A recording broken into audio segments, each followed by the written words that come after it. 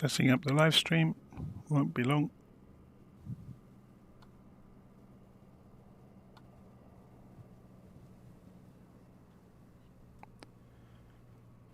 Okay, so we need to go and put some fuel in the airplane.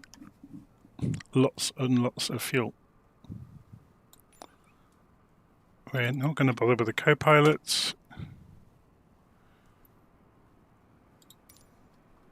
Okay. Now I have to remember how to start this aeroplane up.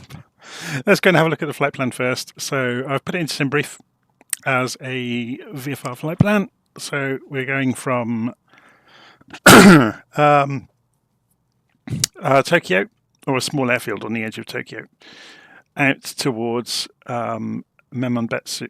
I can never say this place name. Let's have a look at how it's spelt. Memanbetsu, which is up on the northeast coast of Japan. So we'll eventually be flying from Memanbetsu over to the Alaskan islands over there. But that's another day. And that'll be quite a boring flight in a fast jet, probably, to get it done as fast as possible. But for today, we're going to go sightseeing over Japan, which will be fun. So let's just make sure the sounds are working correctly. Looks like they are. It's remarkably quiet, isn't it? Let's just check the sounds are working. Yeah, they seem to be. So we need to get the airplane up and running first. So let's just check the controls are good. So we'll use a GTN 750, which you can see is on the panel here. So fuel selector is using, let's have a look. So they are both on, which is always good. It's interesting that they are on. You would think in this cold and dark state this airplane would load with them off, but oh well. So on the pilot switch panel, which is below here, we're going to go and turn the battery to on. It's remarkably quiet, wasn't it? Just check the sound. There's no hum or anything.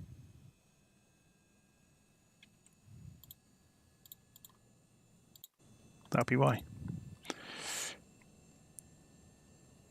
Left alternator and right alternator to up. And then over here, we're going to make sure the propellers are all the way forwards, make sure the mixtures are on rich or full rich, as people tend to write it. And then cowl flaps need to be open, which they are. Okay, so engine start. We need to go and put the beacon light on. So we're going to have a see and see what it looks like. So we should see that flashing away. It kind of is, but it's not tremendously obvious. Yeah, it is flashing.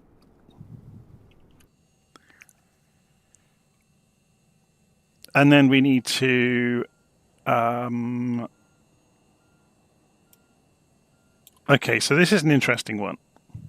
So it's saying right throttle to max forwards. Then the fuel boost pumps. So we need to go and put the right fuel boost pump to high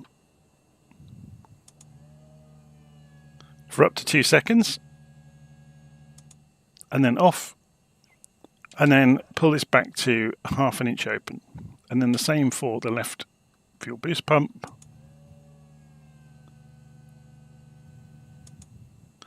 And then pull it back to 1/2 inch.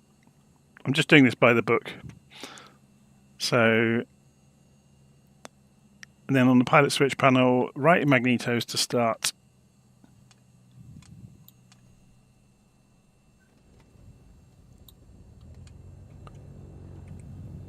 Should we turn this up a bit so you can hear it? We should be able to get away with doing exactly the same because we've already done the fuel pump.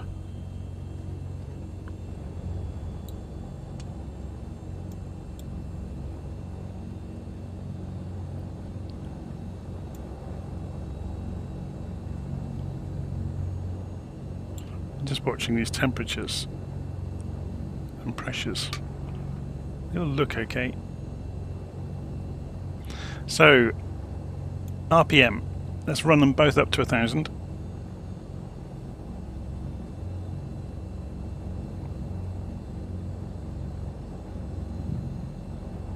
A little bit more.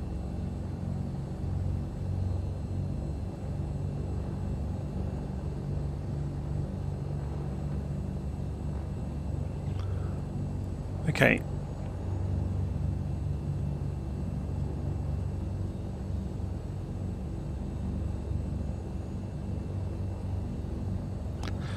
So, let's go and look down here, go and put the lights on as we need them, so nav lights can go on. We won't do the strobes or the landing lights until we get out to the runway. So what's that one under there? Panel lights. Do we need panel lights? Probably not. It's going to be a nice day. Do we need the aircon on? Probably not. We'll find out as we go. So calibrate the altimeter. Align the HSI if it's not already aligned. And we need to go and turn the avionics on. So avionics master switch can come on.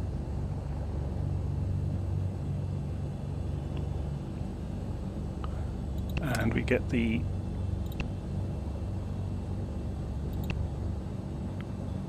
let's see if it's got its flight plan or not. No, it hasn't got it. So what we're going to do is go the TOS system test OK. When it's finished shouting at us, the GTN XI can integrate with Navigraph. So what you do, you go into flight plan and menu and catalog and menu and import, and then it lists them. So there's the one we want. It's actually a file on the file system, so I've used the Simbrief downloader to put it in place. So then it gives you a preview of it, and we can activate that. We can replace the current route, and there we go. The GTN 430, sorry, GNS 430 that's below it won't probably have the same abilities, but it may have pulled in from the world map screen. We'll see. If not, we'll just won't use it. Or we could switch it for something else. So it's over here, look. So we could put the KX in place. We'll wait and see. If it's got a route, then we'll have it just as a backup.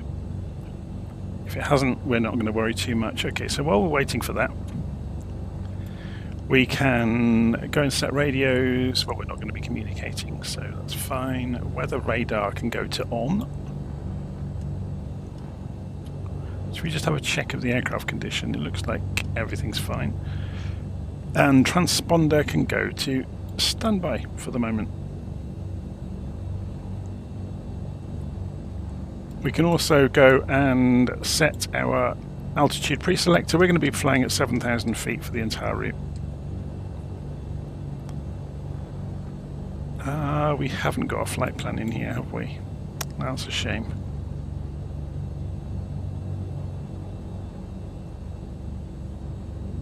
So we will swap it out then. There's no point having it for no reason. So let's go and do that. And we'll have old-fashioned radios, which I think look nicer anyway. Kind of a juxtaposition there, isn't it, between the old radio kit and the modern one. Let's go and clear these messages out of the way. Put the map up. We've got the route on the map now. Okay. Excuse me.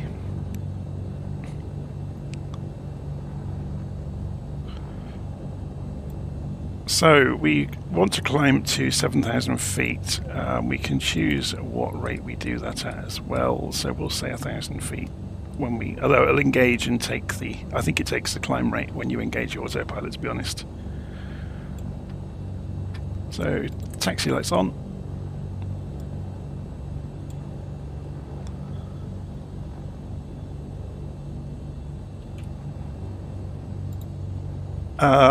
We're going to be using GPS navigation, so I'll leave that on Nav 1 for the moment, although we will use DME, so I'll tune in the nav radios as we go along. So let's go and have a look at the airfield chart for our departure airports. We are just here. See, this is a rubbish chart, isn't it? Navigraph isn't always the best. Excuse me a moment. There's a cough and a cold running around our house at the moment, so I may not be recording many videos over the next few days. So we need to go left onto runway 01. Or to taxi out to runway 01, I should say. So let's go and set up the trim, the head tracking. And we'll just try not to knock this guy off of his electric scooter.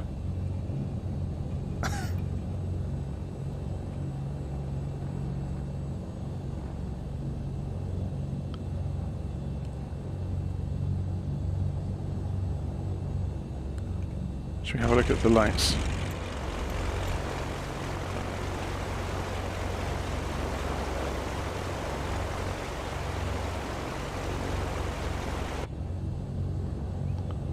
Okay.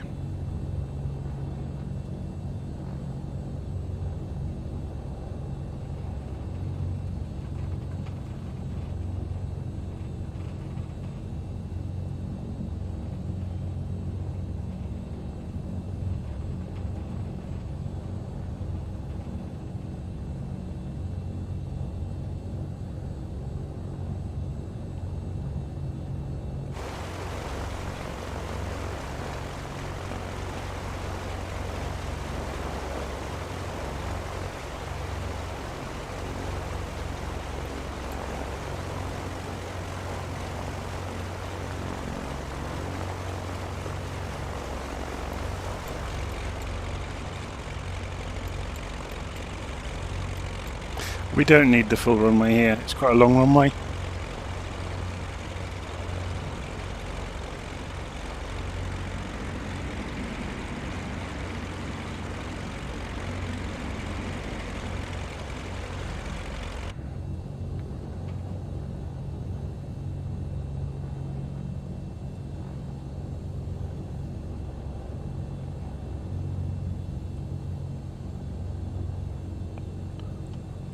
Okay, so we'll pull out onto the runway, sort the lights out and get ready for departure. Sort the heading bug out on the HSI as well. So parking brake on for a moment. So we want the strobes on now and the landing lights on now. If you're going to have a look at them, just have a bit of a curiosity, see how bright they are. They are really quite bright, aren't they? And we want to go and align the heading bug, which already is kind of aligned with the direction we're going. Okay, cowl flaps are open. Have I got the alternators on? Yeah, they have. I have got them on. So is it complaining that the engine's not running up high enough for them to do anything? Yeah. Okay, off the parking brake.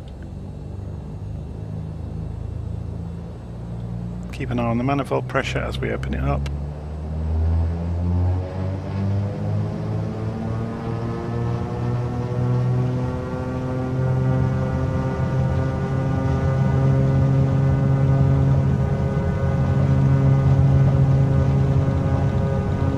And rotate.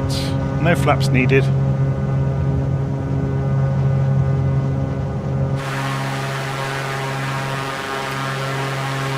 Gear up.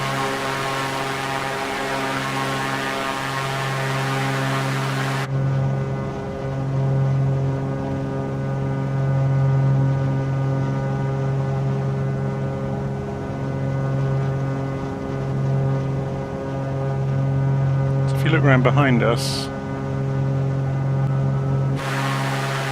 you should see downtown Tokyo. But it's a long way away. There it is, in the distance.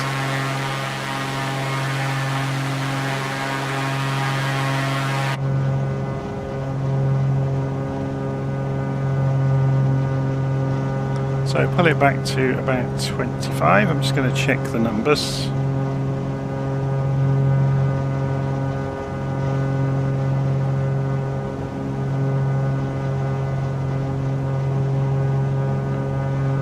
So yeah, we want about 25 on HG on the manifold pressure.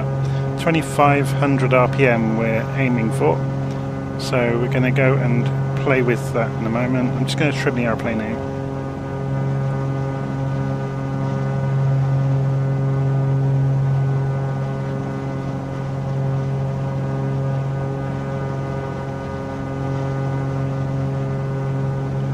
Put ourselves on an intercept to get on the course that we want to be on.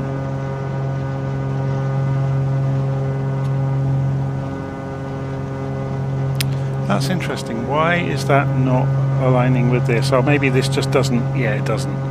It's not like some of the other modern aeroplanes. So we'll have to play with the course along the way. So the cowl flaps can come up now, if I can grab them correctly.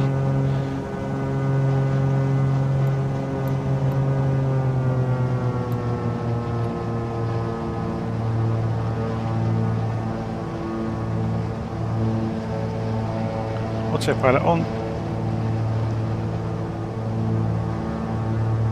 And we're going to put the autopilot into nav mode, but not quite yet. So let's go heading mode and tell this to go and intercept. So where's the autopilot control panel? Here it is. Heading mode for the moment.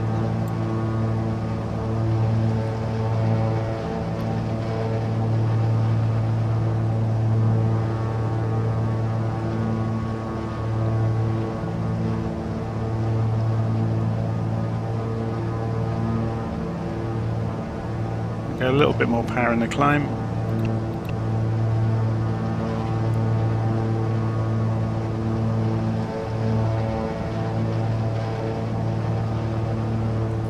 And make sure that it's not completely too loud for, yeah, I'm going to turn it down a bit so you don't have it complete, too loud. Should we go and, this is already on. Okay, so I guess we could go and tune the first radio beacon in. 11330, just so we've got something tuned in. So a backup in case the GPS packs up. Switch that over, so the... interesting. Has that only got a really short range or something?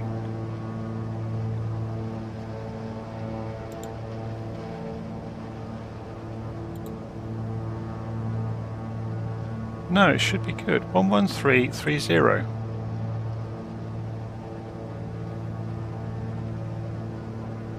And it's not coming up with an DME. Interesting. Oh, that's nav 2, isn't it? There we go. This is nav 1, that's nav 2. Of course.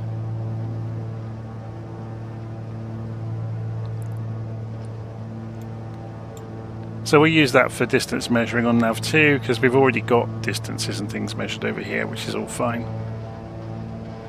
Okay, so I'm going to pull this. How are we doing for height? We're coming up for 5,000 feet. What's the transition altitude? We can find it out in here, can't we? If we go show information for in here, the weather report should, or does it show it on the overview? I can never remember this.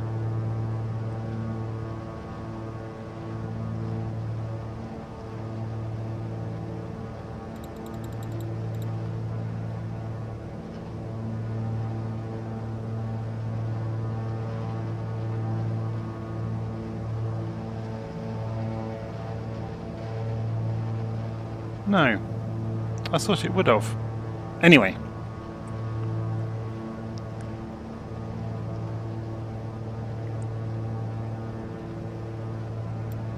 So we're a little bit low on the RPM. Let's just push that out a bit.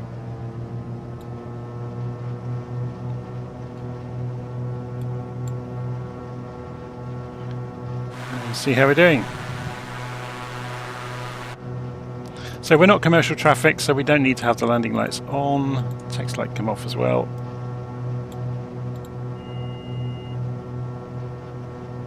So that's just telling us we're within 1,000 feet of our target altitude. And you can see where we're heading towards. Let's just check that frequency. Oh no, we confirmed it, didn't we? It was okay. Get rid of that. Just paring things down to everything we need and nothing more. Cool.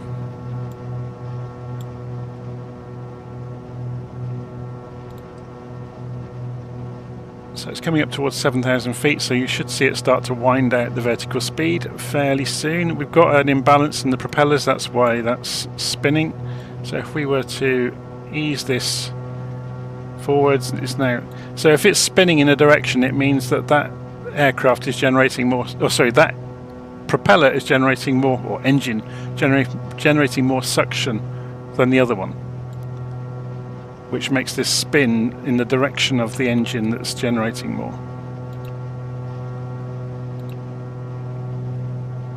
Okay, so you should see the CDI start to slide in fairly soon.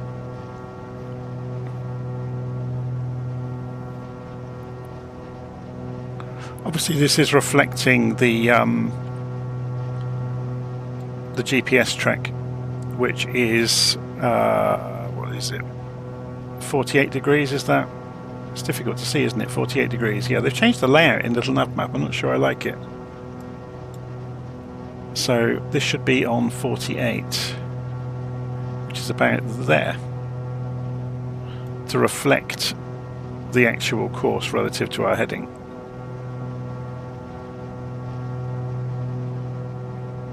And we're just coming up to 7,000 feet, so we want about 23,000 on the, or 22,000 on manifold, sorry, 22 on the manifold pressure, and then we can slow the propellers down.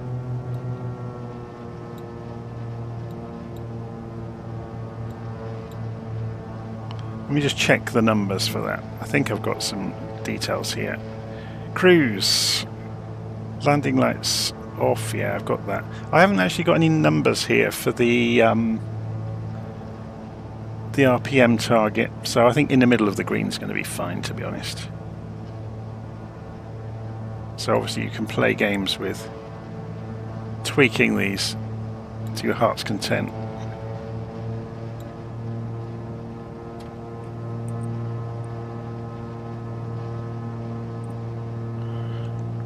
Okay, should we put the head tracking on so we can look around the aeroplane and see where we are? Looks like a lovely day. Bit cloudy, but shouldn't be cloudy all the way, hopefully. So we should be able to just cruise along at 7,000 feet for the entire trip. So you can see the CDI is finally coming in on the run into the first VOR beacon. So 7 and a bit miles to run. So if we want to, we can go to nav mode on the autopilot. And it will take over. And we have a very easy day of it, just monitoring the engines, making sure everything's healthy along the way.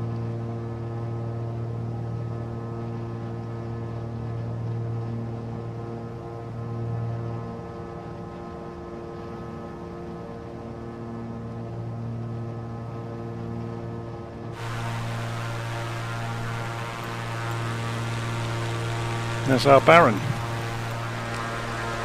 for the day.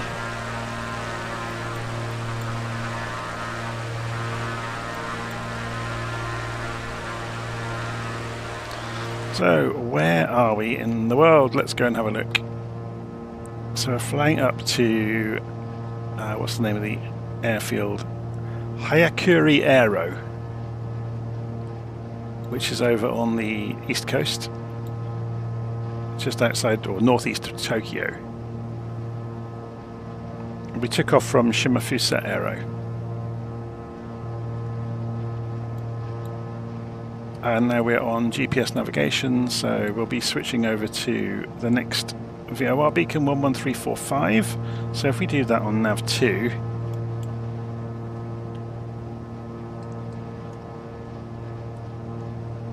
and switch it over, you'll see this obviously is the nav2 instrument. So we're wanting to come into it on the 9-degree radial. So that's about there. Yeah, it's almost dead on, look. So we're just coming in, so that CDI will slide in as we get in line with the 9-degree radial. And we can see that it's picking up distance already, 63 miles out. Very good.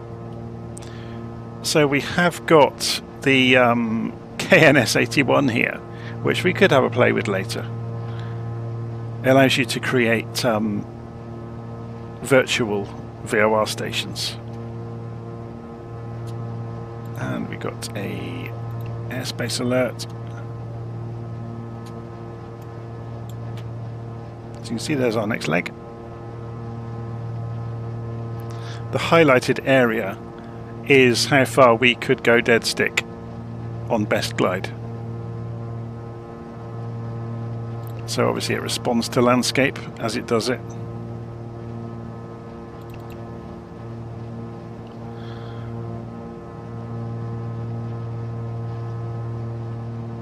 So we tune in the nav1 as well to 11345 along the way. So we have to set this one, don't we? 11345 and transfer it to active. So in case we do need to use it, and then it picks up the code for it, even though we're using GPS anyway. So we're showing 58 degrees in the cockpit, 14 degrees centigrade. It's a little bit cold, isn't it? Shall we warm the cabin up a bit? So as far as I remember, in this aeroplane, the air conditioning, or the heater, is actually got a heating unit that burns fuel in the nose. So we do need to be careful with it. So the heater fan we can put on low, and it should warm the cabin up a bit. I'm not sure if we get any other options below the panel lighting avionics now. I wondered if there was any rotary control of heat. So we've got pilot air as well in here, so we can increase that. And that should expedite that.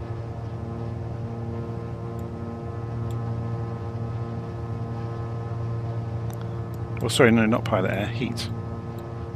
There we go. Keep an eye on it for the next few minutes. Just trying to get a nice, there we go, it's just climbing gently now, look.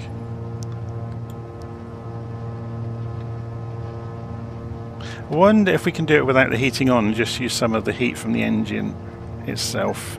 So if we turn off the heater and see if that carries on climbing.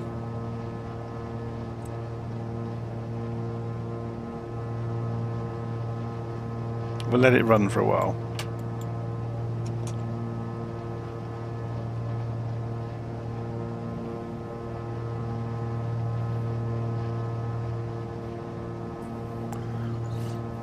Okay, shall we look outside?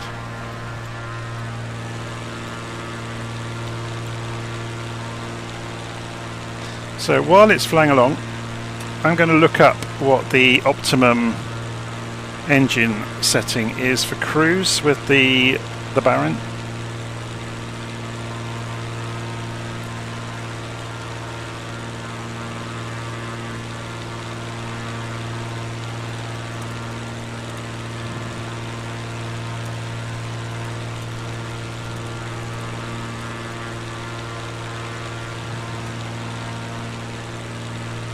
So 22 to 24 inches manifold pressure and 22 to 2400 RPM.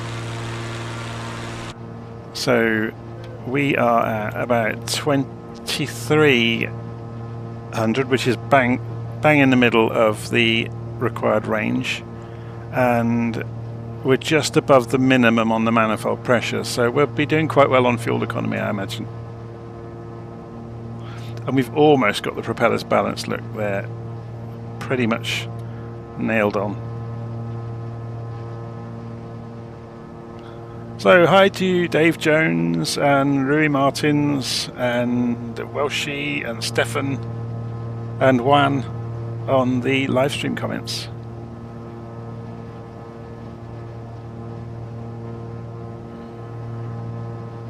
So that temperature's going back down again, yeah, so it does need the heating in here. So let's go and put the heater on and put it on low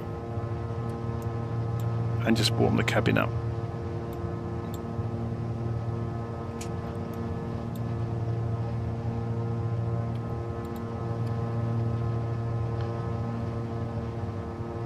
Okay, I guess we could tune the KNS80 in as well, just to give ourselves something to do, couldn't we? So 11345 was the next.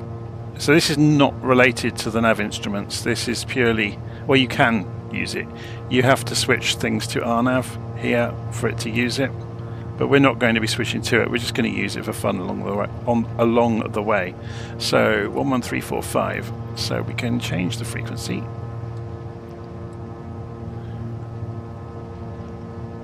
And it depends what mode we want to use this in.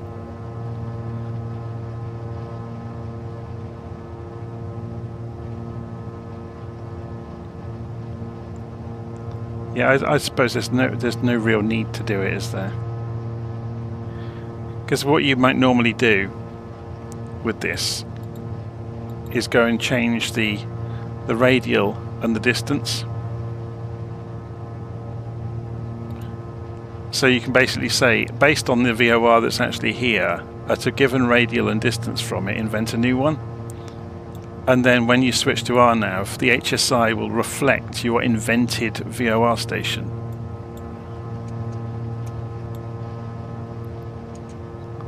But yeah, we don't really have a purpose for it for today.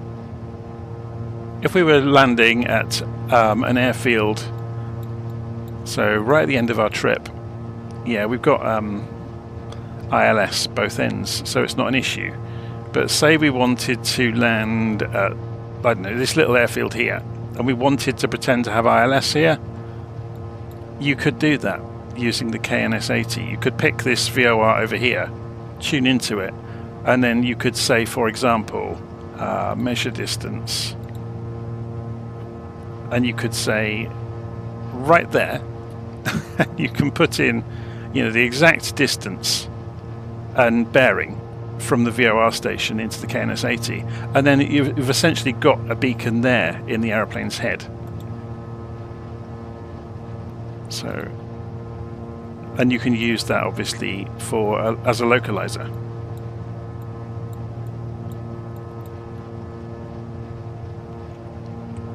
Okay.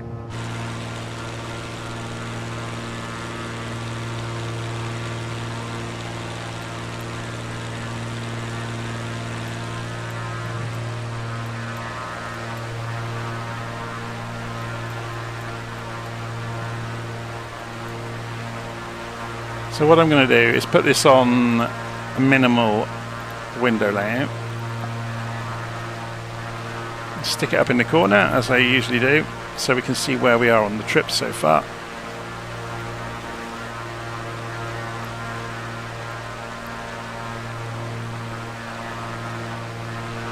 And gives you something to go on, doesn't it?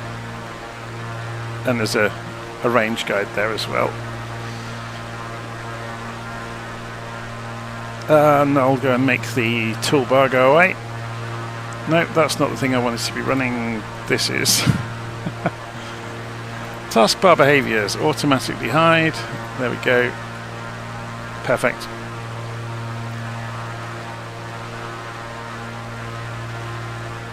So Anger Tissues is asking, can I request at least one leg in the PC-12? Yeah, when we get over to Alaska and coming across the US, I'll use all sorts of different aeroplanes. So for today, we're just using the Baron. I'm not sure what the range is on the Baron actually. Let's have a look at the fuel flow. and see how far we might get. So fuel flow is about 11 gallons an hour on each engine, so 22. How much have we actually got? It's difficult to say. It doesn't give you a readout. Look, it's just needles. But it does say behind it. Okay, so 83 usable. So 83, 11 an hour. So, okay, so that's 83 each side, so we don't have to double it up in our head. Say if we said 12 to give ourselves some margin, so we can say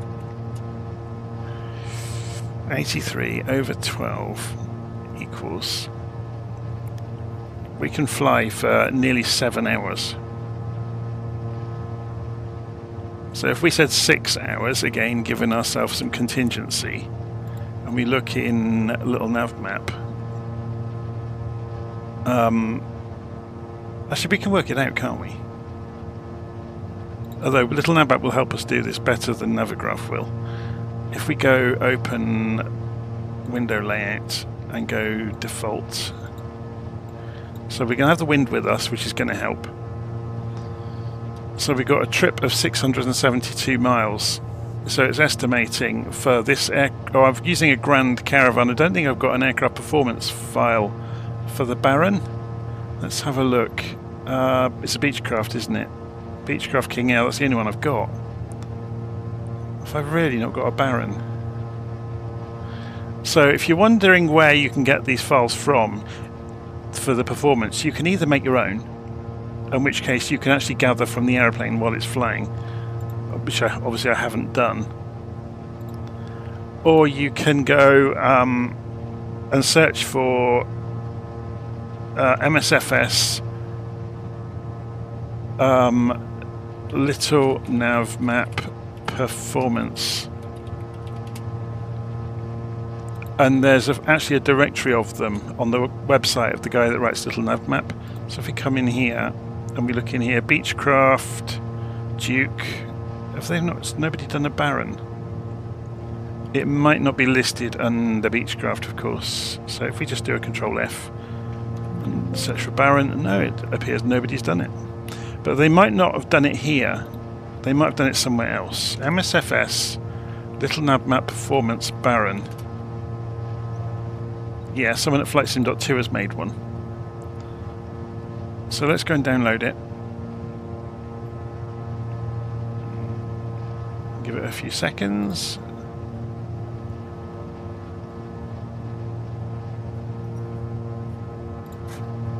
Start the download. Here comes the file. So if we come into here and show more options, 7-zip, extract to a folder. So there's the performance file. So if I go into documents and LittleNavMap files and aircraft performance and paste it in there, then it will be where this expects to find it. So if we open the aircraft performance and we search for, it's probably got some crazy name. Yeah, I'm going to rename it to Beechcraft.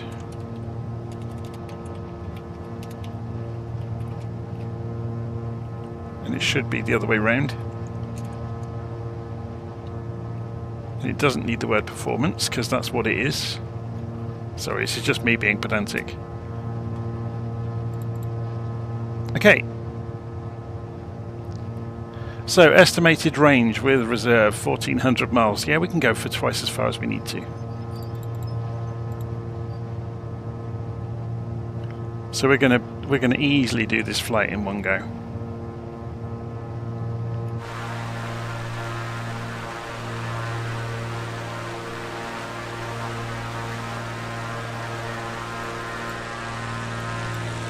Oh, there's some horrible weather coming there. Should we have a look on Navigraph and see what it says about the weather over Japan? So we're flying up towards Fukushima at the moment. And we want the weather, please, at 7,000 feet.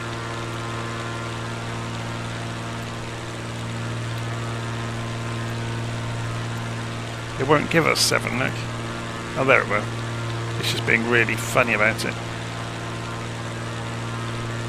So what are we showing on that weather report? So we're showing cloud cover and rain. So that's not really showing much. It's not showing what we're seeing.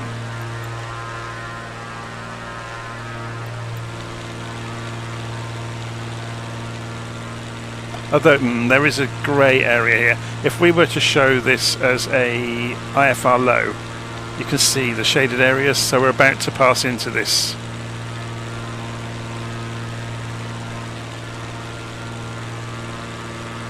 Hopefully we'll get some clearance closer to the place we're going to, which is over that way.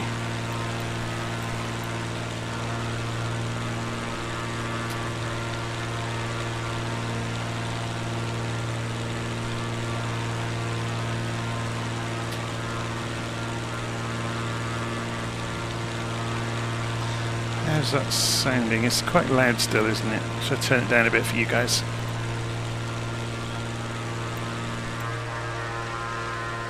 Isn't it funny, look, that wall of mist we're about to go and walk into, or fly into, or over even.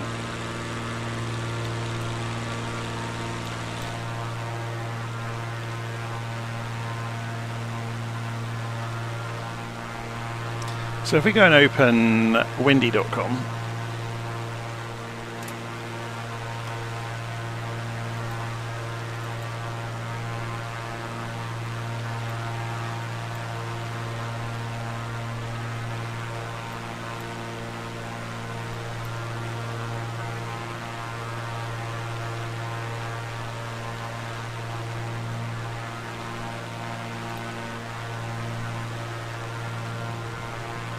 yeah, so there it is, look.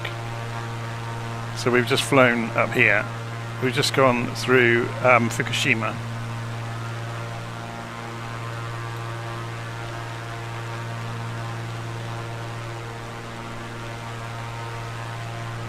Let's have a look.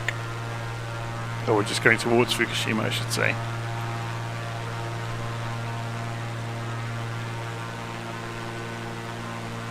And that correlates with what... it's a shame you can't project it. I said this yesterday. Shame you can't project the aeroplane into...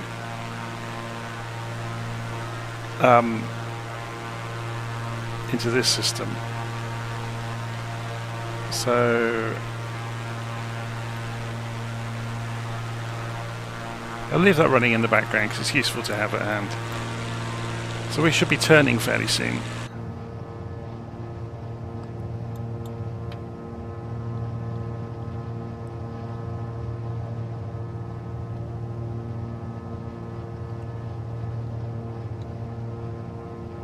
It's just good habit to put your course and your heading bug the direction you're actually travelling when you're on GPS mode.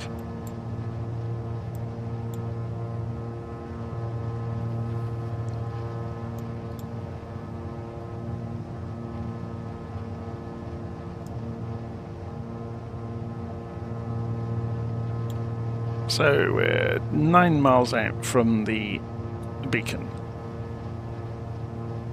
And we are now cooking the cockpit, which is not ideal. Let's push that back in a bit. 109 degrees, whoops. Can we open the window and cool it down a bit? 41.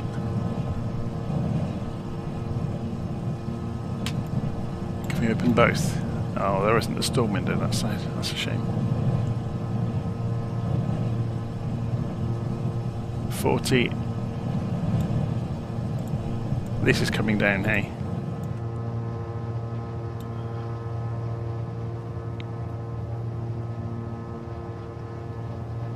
$39. If we get it down to about 22, that would be good.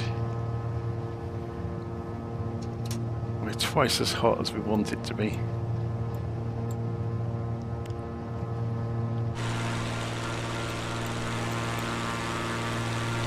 This mist is odd, isn't it? Can't see anything through it. Look, proper pea soup down there.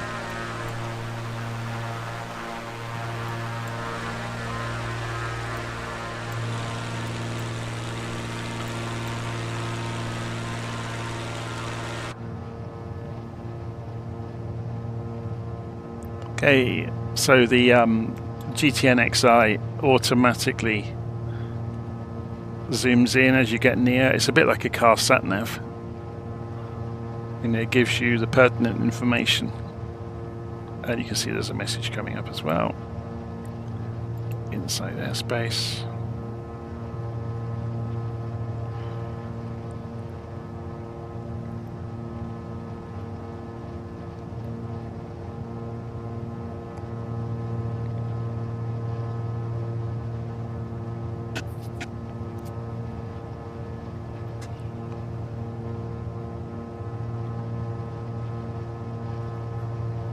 Okay, so next waypoint.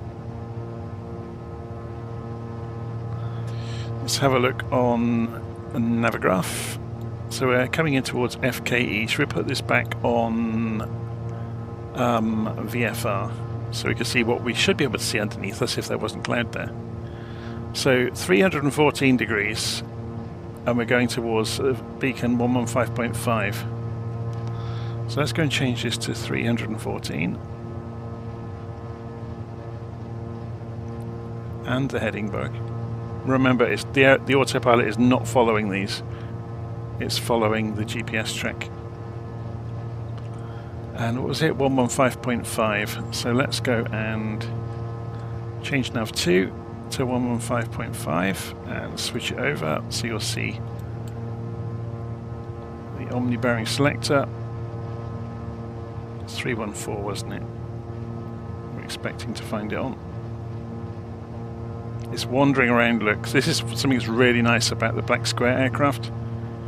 Is they simulate the degradation of signal over distance and through the weather. We didn't put the transponder on, did we? Just realised that. It's on now. Should we put it on alt mode as well? Okay. Down to 28 degrees, so it's slowly cooling in the cabin.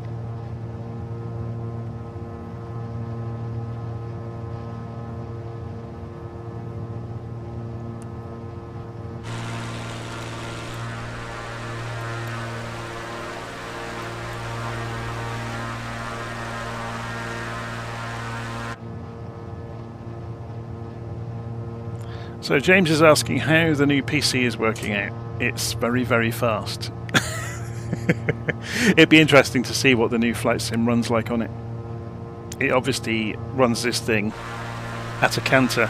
Obviously there's not much to draw at the moment, but you can see how smooth it is just by throwing it around with the camera.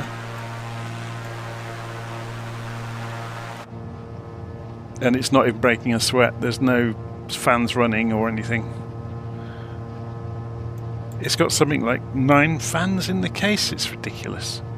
It's got liquid cooling as well. The one upgrade I might make to it is to add a secondary NVMe drive, just so I can have one for the system and one for Flight Sim to run against.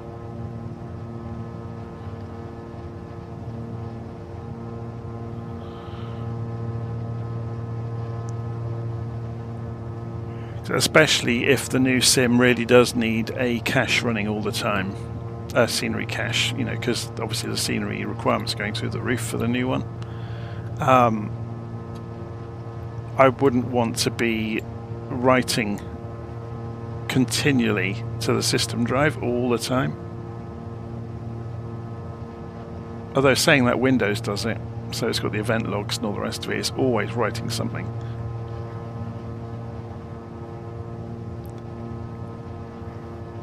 Okay, so we are on our way over to the Niigata VOR station.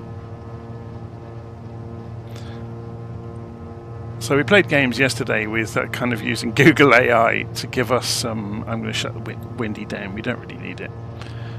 We've got LittleNavMap, we've got Navigraph. So Niigata, I don't know anything about the place. So yeah, as I was going to say, we played yesterday with having Google Gemini telling us all about these places en route. I don't know if it's that interesting or not, if people really want to know about that. I guess we could. I'd have to play with the volume levels to get it to pull out the... what I'd have to do is go open volume mixer. Simulate... simulator's only running at... Yeah, I'd have to run the simulator at 50%. And then in here, I can turn this back up. And then we can go and ask Gemini. Or Gemini, if you're American, I understand that's how you say it. So we could say, tell us all about, or tell me all about, what area should we ask for first? Fukushima. Fukushima in Japan. So if we leave that, make it quite small, and we'll put the outside view on while we're doing it. Although we can't see it at the moment, can we? Because of the fog. The hills are just peeking through here and there. But then we can go and ask Google to speak it to us.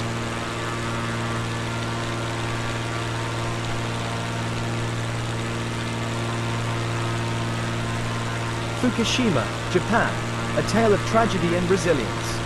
Fukushima is a prefecture located in the Tohoku region of Japan, known primarily for the devastating nuclear accident that occurred there in 2011. The accident at the Fukushima Daiichi nuclear power plant was a result of the Great Tohoku earthquake and subsequent tsunami, which caused a power outage and led to the meltdown of several reactor cores. The nuclear accident. The Fukushima nuclear disaster was a significant event with far-reaching consequences. The release of radioactive material into the environment forced the evacuation of hundreds of thousands of people and led to widespread contamination of land, water, and food. The accident was rated a level 7 on the International Nuclear and Radiological Event Scale, INES, making it one of the worst nuclear disasters in history. This isn't actually going to tell us about that area of Japan, it's just going to tell us about the disaster. Let's ask for Niigata.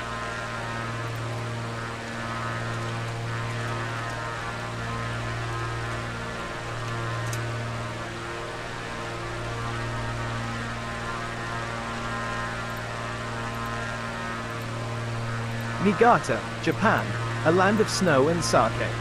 Niigata is a prefecture located on the western coast of the island of Honshu, Japan. Known for its heavy snowfall, delicious seafood, and traditional sake brewing, Niigata offers a unique and captivating experience for visitors. A snowy paradise. Niigata is often referred to as the snow country, due to its abundant snowfall during the winter months. The region is home to several ski resorts, attracting winter sports enthusiasts from around the world. The heavy snowfall also creates beautiful winter landscapes, perfect for enjoying outdoor activities like snowshoeing and cross-country skiing. Seafood haven. Niigata is a major fishing port, and its coastal waters are known for producing high-quality... It gets a bit boring quite quickly, doesn't it? With a robot yapping away at you. So I'll leave it. Should we put the volume back open, volume mixer, so we'll make the simulator loud again, then come back into OBS to quiet the simulator back down again. It's easier to manage in OBS.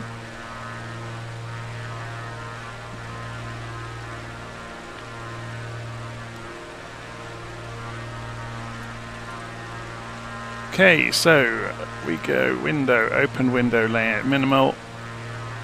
And we can drop this up into the corner of the screen.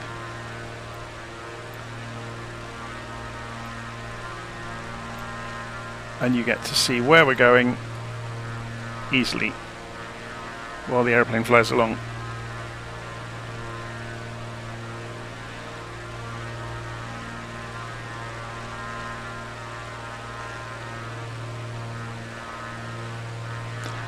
Okay, so while we're en route to Niigata, I'm going to go and grab a cup of coffee and I'll be back soon. I'll go and mute my microphone while I'm gone. See you in a bit.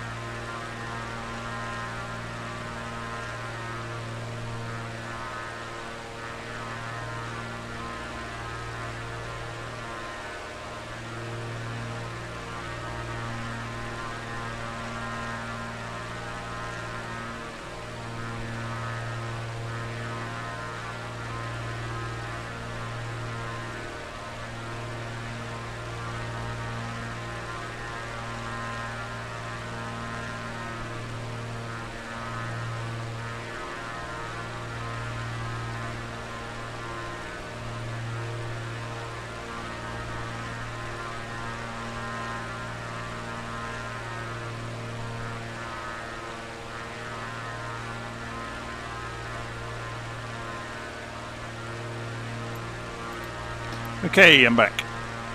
So I have coffee. So let's go and have a look around the aeroplane.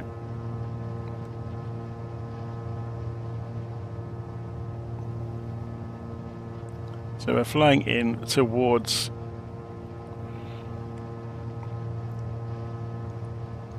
Niigata. So 115.5 was the frequency. We didn't double that up, did we? We should have done, really.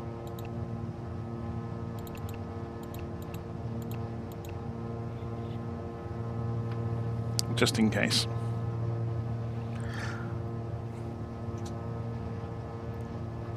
So we are how many miles out? 27 miles out. How are we doing for fuel? Lots. I mean, we can always stop to refuel if we need to along the way.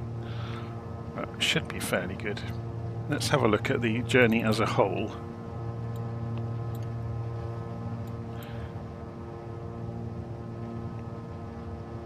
Based on what we've used so far, I wonder whether we will get there on this amount of fuel.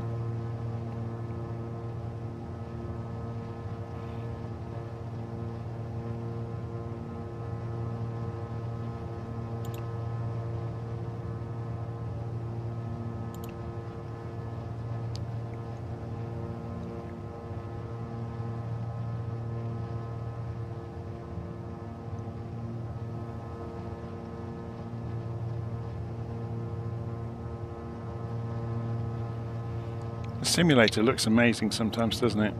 It looks real.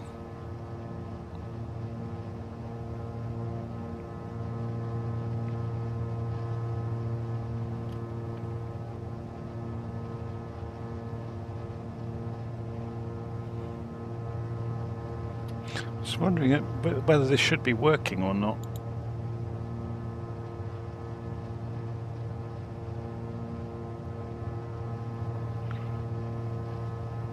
Surely it should be seeing some of this. Although I guess if we go look at the yeah, there's no actual rain. There's no there is, but it's 100 miles out. It's a long way from us. Or more than that, 150 miles out. So when we get down over Kitakami, we might see something on the weather radar. But otherwise, it's looking pretty clear at the moment. A little bit cloudy when we get to our destination later.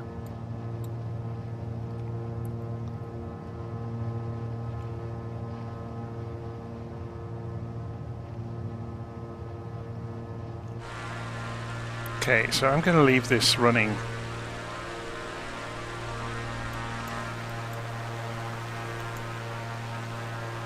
with nice views for everybody to watch, to see where we are along the way.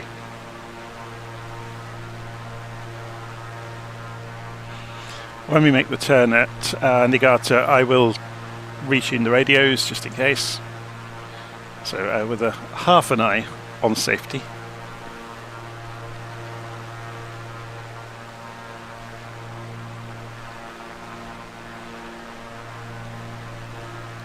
So just in case you're wondering, I'm basing my altitude plot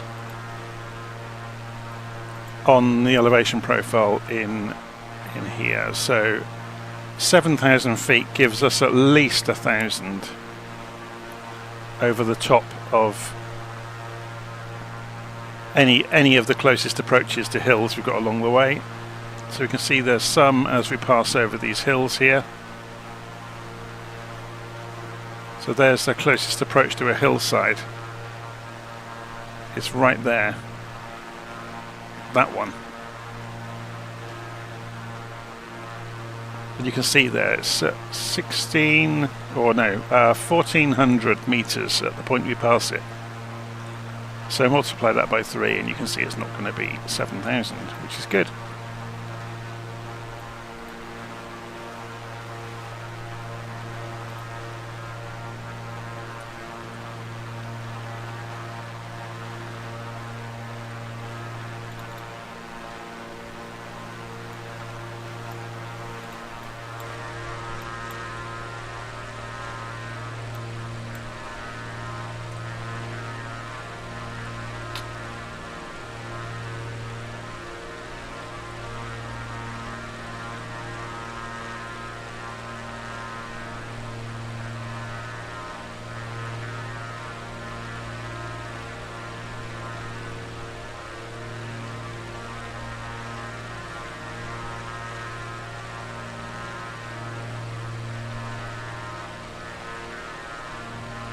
Let's just have a look at the instruments inside the cockpit, make sure everything's looking okay. So cylinder head temperatures are fine. A bit on the high side, but oil pressure and temperatures are looking good. Oil pressure's a bit low, but it's fine. RPM is right in the middle. Manifold pressure is right in the middle. So fingers crossed, we should be good.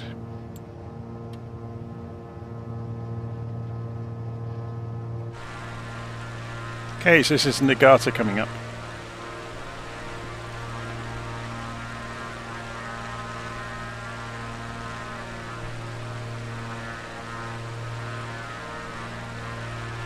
How are we actually doing for speed? I've not been taking much attention of it, so we could push on, couldn't we? But the trouble is we'll start chewing through fuel if we try to go faster.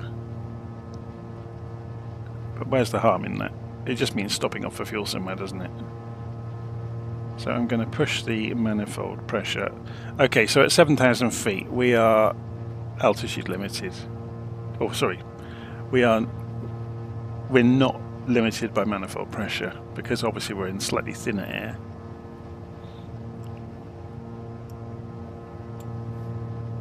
So we could just push up the RPM a bit.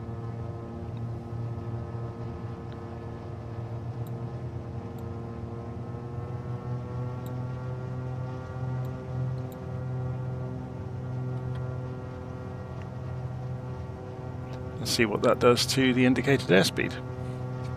It's creeping up slowly. So if you watch the needle, we're picking up speed ever so gently.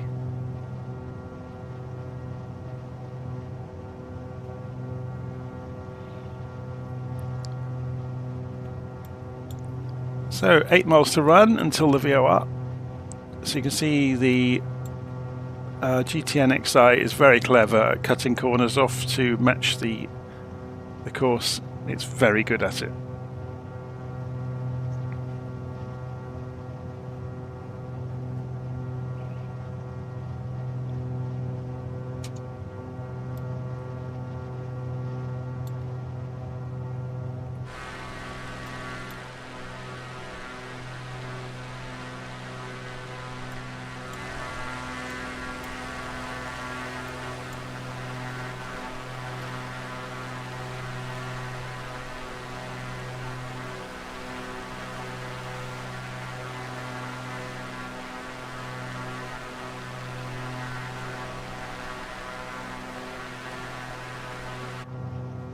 So just out of interest, how much did that affect our fuel flow? It affected it quite a lot, look.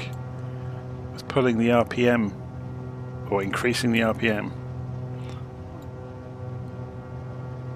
So if we pull it back to say 22,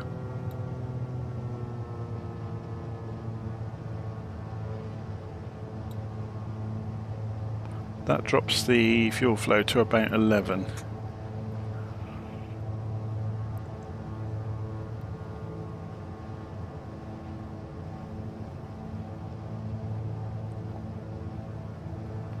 Okay, we'll be making our right turn in. There we go, it's about to start turning. There it goes. Rolling. So we'll go and switch the radios over to the next beacon, which is 11300.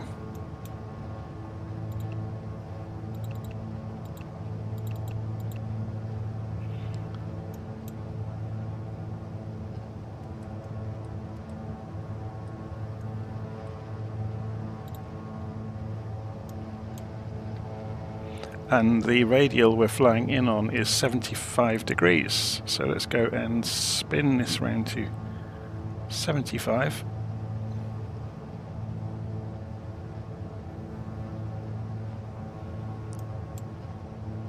And this one.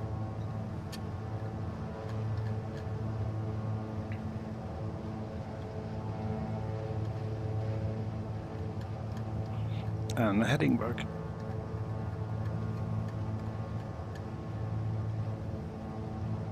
Obviously they don't make any difference because we're on GPS tracking mode, but there as a safeguard. And the temperature seems to have stabilised down at 24, which is a little bit on the warm side, but good enough.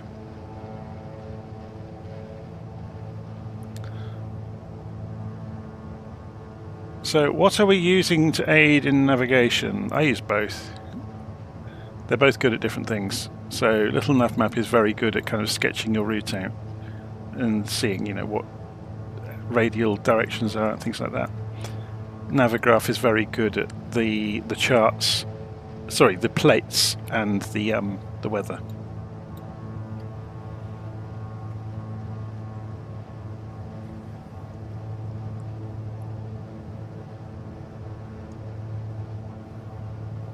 Okay.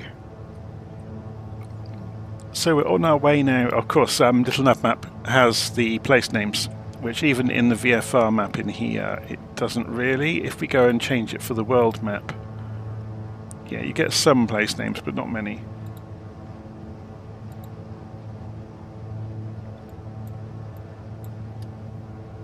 So Yamagata, we're on our way to. Yeah, the nice thing, I guess, in here is you get the sectors looking neat and tidy. They look a bit clumsy in LittleNavMap if you go and go open layout to default, for example, and we turn on the sectors. You can get them, but they're not drawn as nicely. Yeah.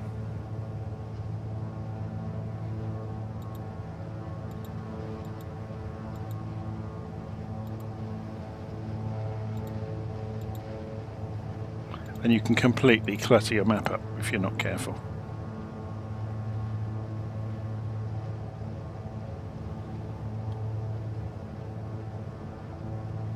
I guess the nice thing is, though, when you hover your mouse over, it does tell you all the different sectors that are overlaying each other with their altitude ranges. But it becomes a bit of a pain, because then wherever you put the mouse, it's going to pull up sector information.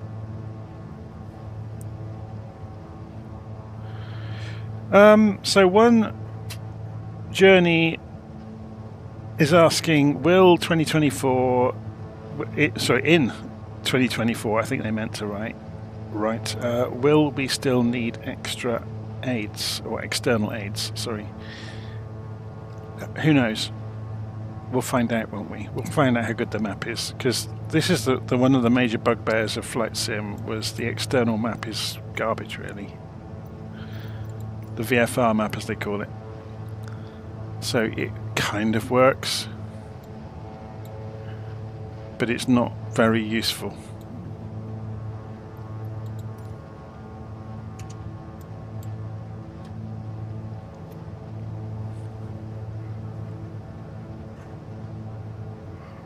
Okay.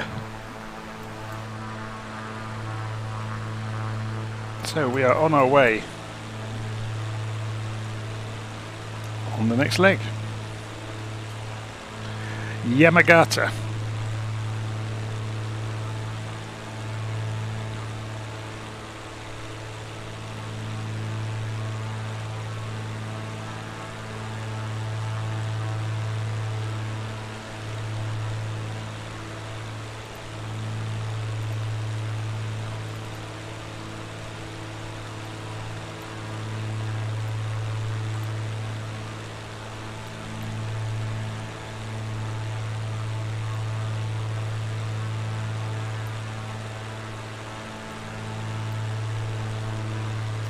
So we've got quite a strong tailwind at the moment, so that's going to help us quite a lot, seeing as we're going northeast anyway. Could I imagine Microsoft buying out Navigraph? I doubt it.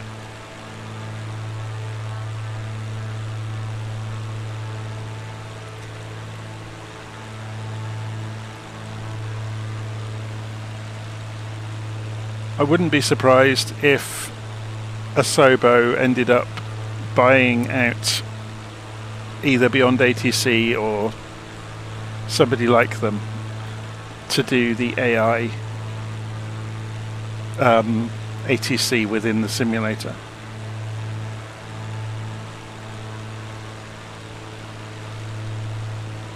To be honest, I was surprised that Flight Sim launched without that. because at the time Flight Sim came out, in the professional world, Microsoft were pushing AI hard, and speech recognition and text recognition. They really were, and they never. I don't know whether Asobo just thought it was, a stretch too far to go and incorporate it, but Microsoft did a lot of pre-sales work with their AI capabilities around the same time Flight Sim came out. And I would have thought Flight Sim would be a perfect natural fit for a pre-sales tool for AI, to be able to talk to to ATC in a very human way. But maybe it's taken that time, to get it to work well, because I know Amazon, for example, are about to replace the voice behind their AI assistant on the Echoes. I'm not going to say her name. But they're about to replace that thing's brain with a full-on generative AI machine that will be able to have, conversation with you, not just respond to strict instruction.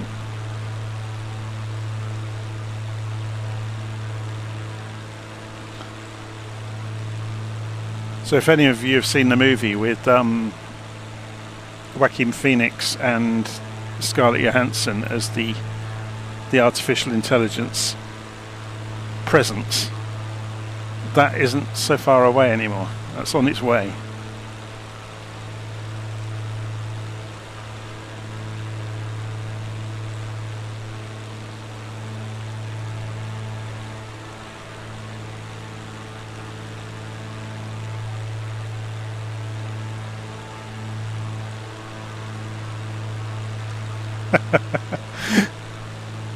So the singularity event approaches, who knows? I think there's a lot of science fiction involved in that still. Whenever anybody hears about AI, but a lot of people spread all sorts of fear, uncertainty and doubt about it. The reality is it's still quite a long way away from general AI, as they might call it.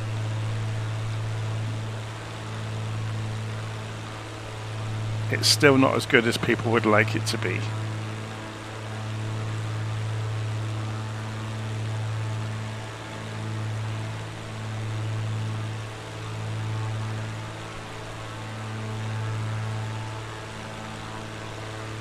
Some of the projects at Google have been fascinating over the last few years, like the AlphaZero project. So they started off with AlphaGo and, applied machine learning to the board game Go. But then they made a more general case called AlphaZero, and one of the kind of pre-sales tricks that AlphaZero did was, in the space of 4 hours from a standing start and only knowing the rules, it taught itself to play chess better than any chess software that was in existence. So, from zero, in the space of 4 hours, it became the best chess intelligence in the world. And in a series of matches against a piece of software called Stockfish, which was the previous, or the best until that time of handcrafted machinery, it destroyed it in a series of matches.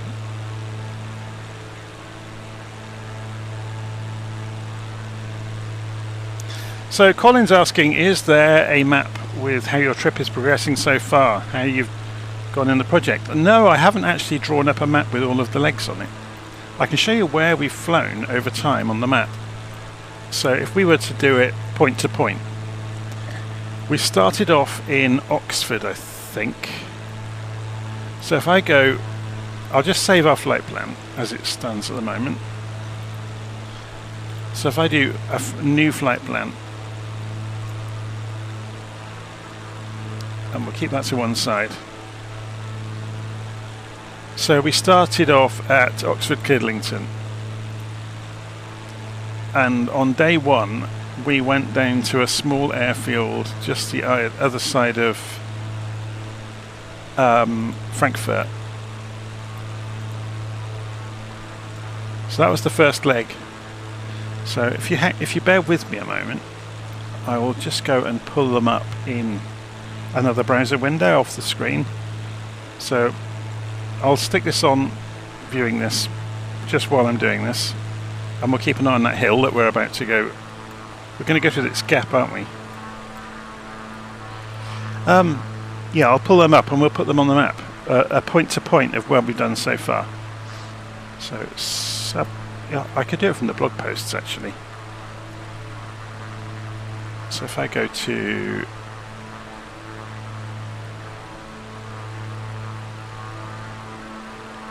and I search for around.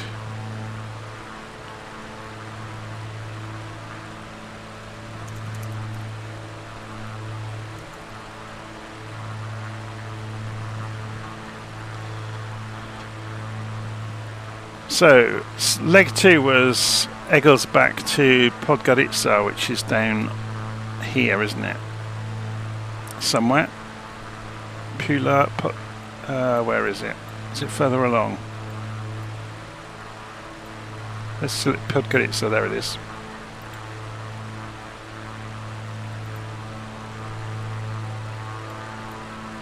I have a funny feeling though, we stopped off somewhere in Croatia because we had problems en route. So leg 3 was Bolzano. Oh, that was it, yes, we had to stop in Bolzano, we had an engine failure. So Bolzano is way back here somewhere, I'm just looking for it on the map.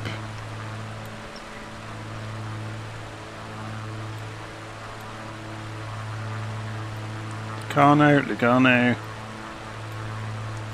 Why can I never find things when I want them? Aosta.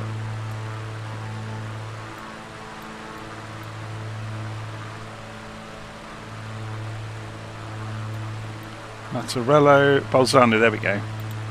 So if we add that to the flight plan, we were destined to go to Podgorica and we only got as far as Bolzano. So then we went to Podgorica on the next flight. Then we went to Castellarizzo from here, which is... no, I'm going to get this wrong. I'm just pulling up the actual post for it. So it's down off the coast of Turkey.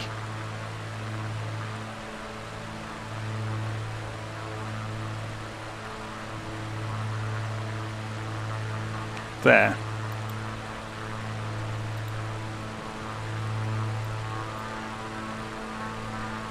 And then we went... it's going to take a while to figure this out, isn't it? So that was leg 4. Leg 5 took us to Baghdad. That's easy enough to find. But we didn't land at the International. We went to a small airfield near it. So append. Then we went to Dubai. So we carried on down to Dubai and we landed at the Al Jazeera airfield here, and then we went leg 7, if I can find it, from Dubai to Karachi, which is over here. No, which one did we go into? We did. I think we went to Sharia Faisal.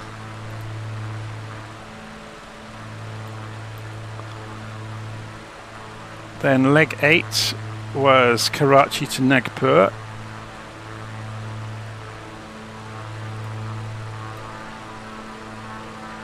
Just there. Nagpur was then over to Kolkata, wasn't it?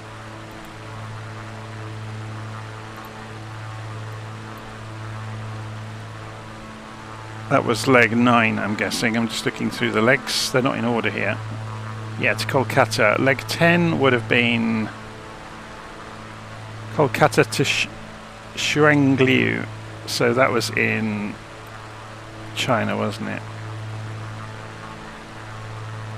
Sanyi, is that the actual place name?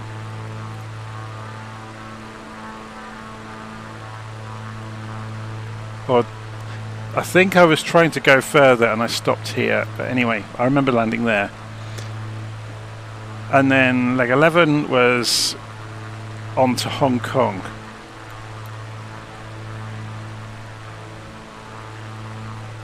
And we landed, no, I can't remember exactly where now. I think we landed at Kai Tak, didn't we? Append. And then leg 12 took us to Taipei. That was quite recently. To Songshan. Leg 13 took us to, where is it? Oh my word, can I not find it? Songshan to I'm going to get this wrong, aren't I? Kanoya, which I think is just on the southern part. There we go. So append, and then we went from Kanoya up to Tokyo.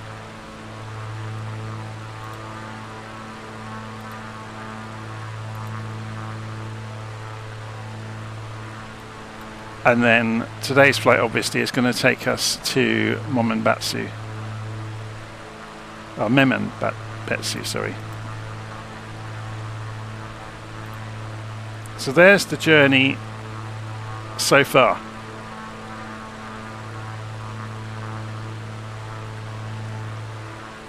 Leg by leg. Obviously there are many waypoints inside each leg. We didn't straight line them. We went VOR to VOR most of the way, so hopping between VORs. But we crossed over a lot of airspaces so far.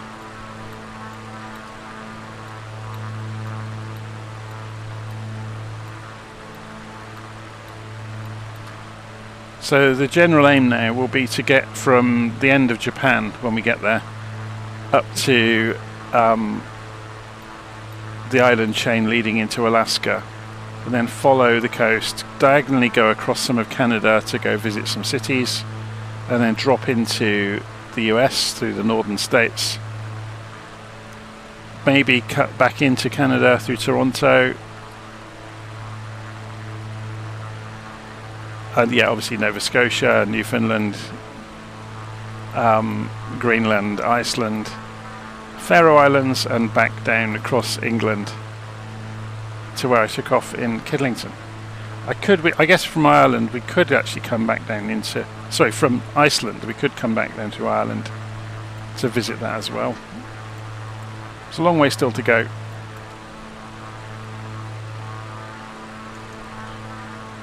Anyway, so if I save that for the moment,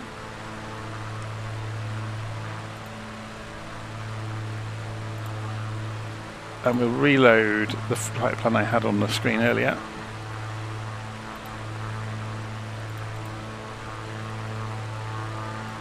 That's where we're actually going. We're about to change beacons again. So we're off towards HPE 11280. So let's go and program that in.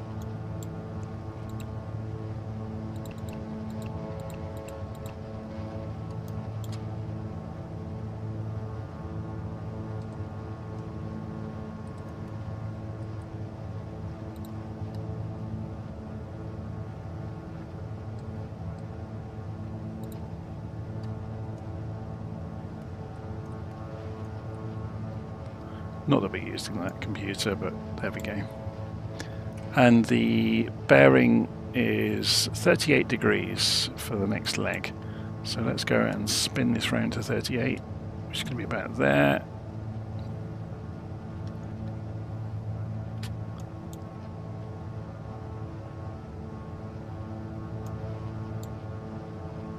And the aeroplane's making the turn.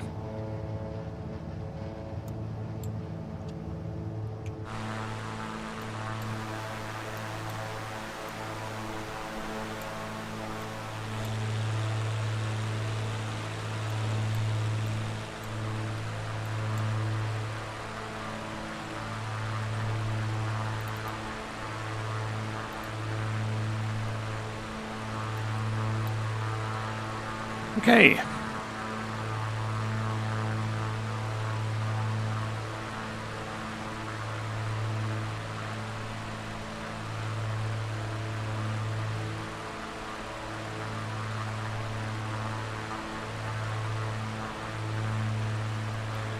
I'm tempted for the leap across to Alaska to use a fighter plane, or maybe even the Vulcan.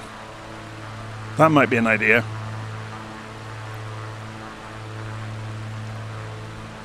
Either that or just use a Tornado with tanks on it and fly at altitude and do it in one go. Well, the stealth bomber could obviously do it easily. Just to get over to Alaska though.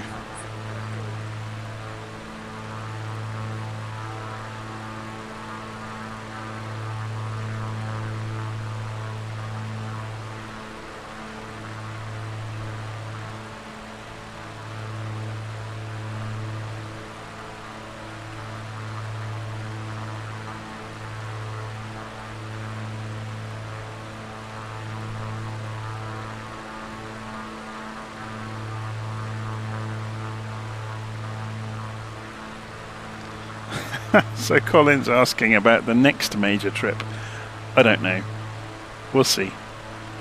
I've never done around the world before. This is the first time I've had a go at it. So obviously as soon as 2024 arrives, I'll be looking at all of those new aeroplanes one after another and learning, writing up procedures, because I'm very aware that lots of them won't have documentation. So I'll be bending over backwards to try and write procedures for them, both for myself and to help others out.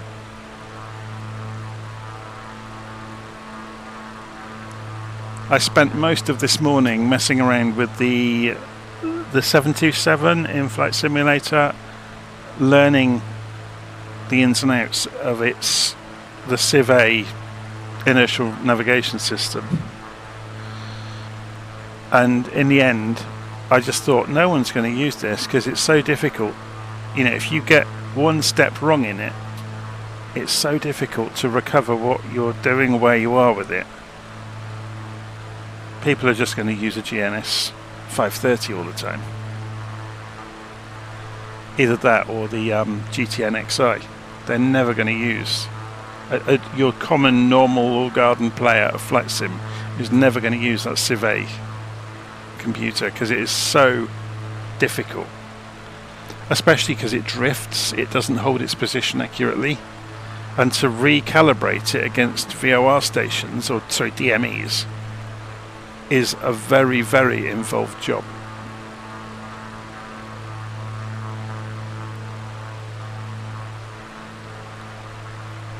I mean, it's amazing that they've developed it and got it working. But it's and it isn't without its bugs either. There are some tiny little bugs in it that make it really awkward.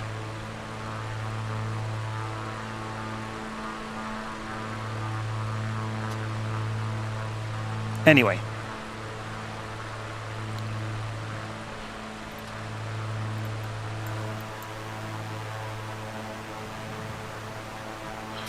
We could make ourselves a spreadsheet, couldn't we, of fuel burn down, which I've done in the past with other aeroplanes. I've never really played around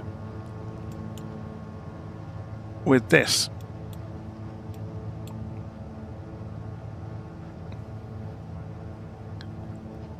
It's designed to help you find the lean point of the engine.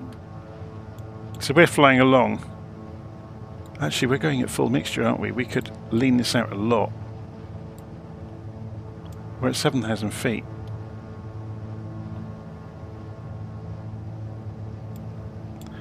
But this is one of the areas where the simulator isn't actually that accurate. And unless people write custom code for it, the mixture modelling doesn't make a massive amount of difference. There are certain aeroplanes like the Comanche that do model it. But yeah, it's picking up a little bit in speed.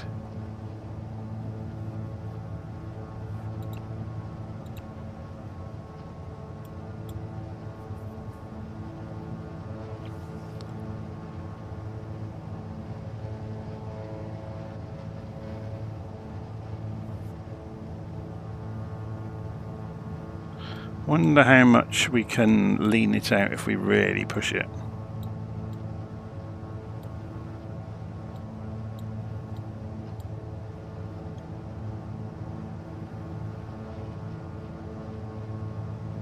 Because look, fuel flow hasn't gone down tremendously. It picked up a little bit of speed.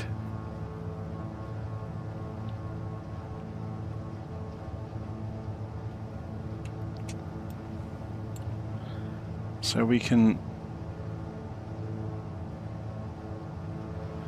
pull the manifold pressure back gently.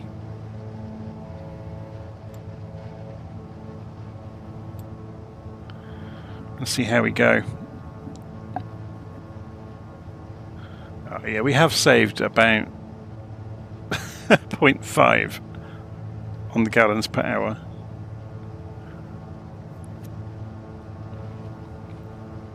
Like I said, it isn't modelled on all of the aeroplanes very wonderfully. So although, you know, it may cripple your performance if you get to like 10,000 feet or something.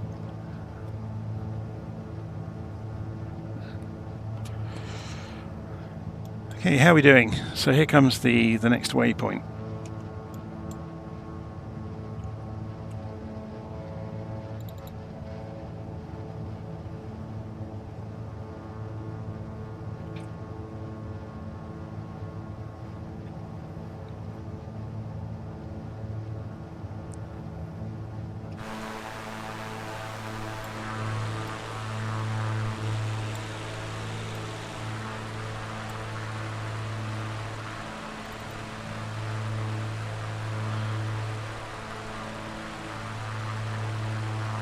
Okay, so Thomas is saying, first time seeing you live. Oh, don't get too excited. This is a bit of a long, not really boring, but a long stretched out trip. So this is around the world, and yeah, we're just heading towards the north of Japan. So we'll be going over to Hokkaido Island fairly soon. Just making up. Is it Kyonsho is the main island? I can never remember all the names of the Japanese islands.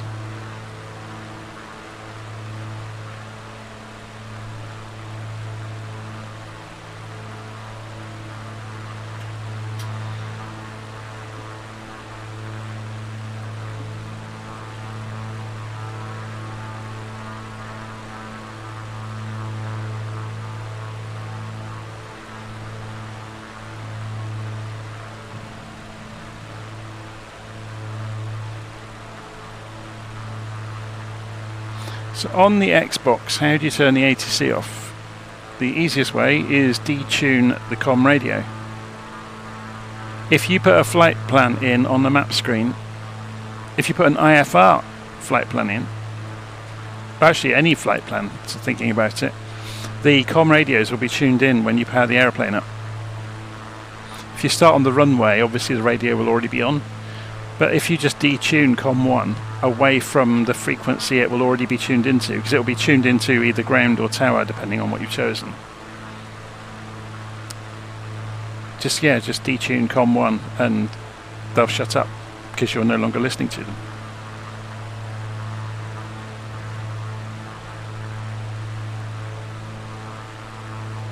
If you start cold and dark in a parking space, the radio will not be automatically tuned to ground or tower, so you should be fine.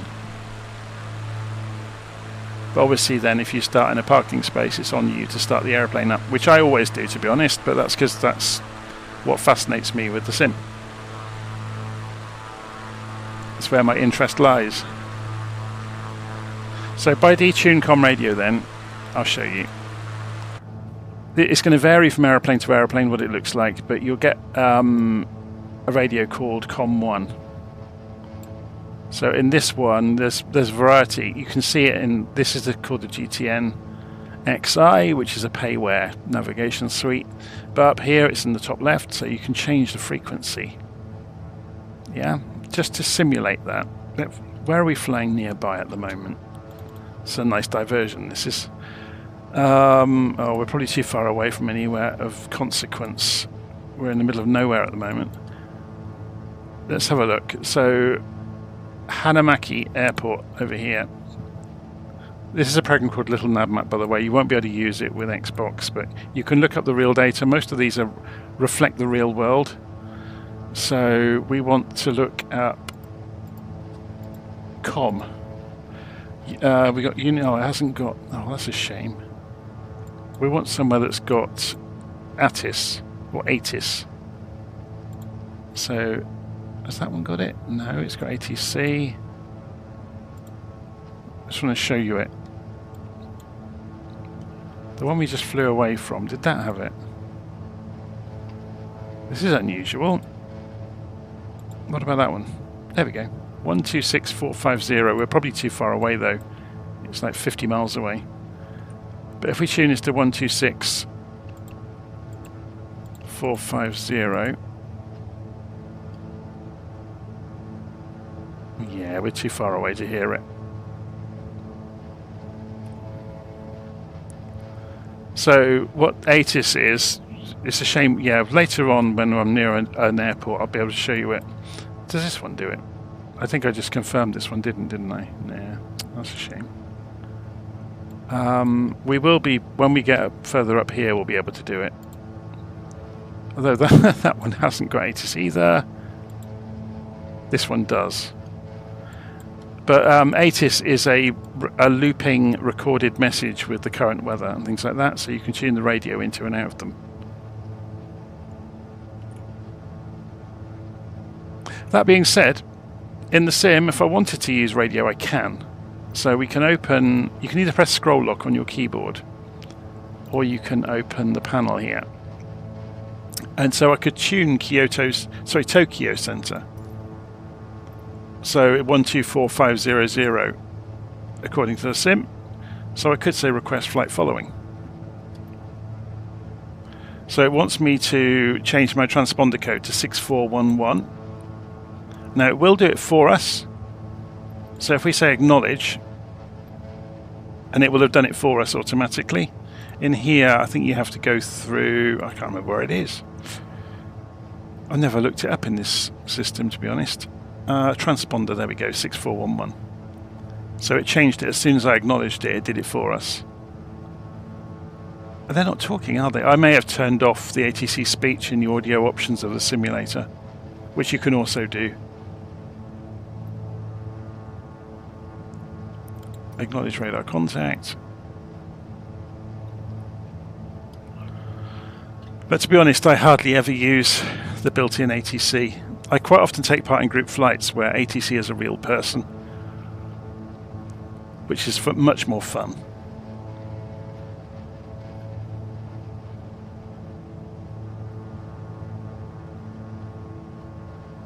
What you can do on the Xbox, which doesn't require navigation software, if you open a browser and go to chartfox.org,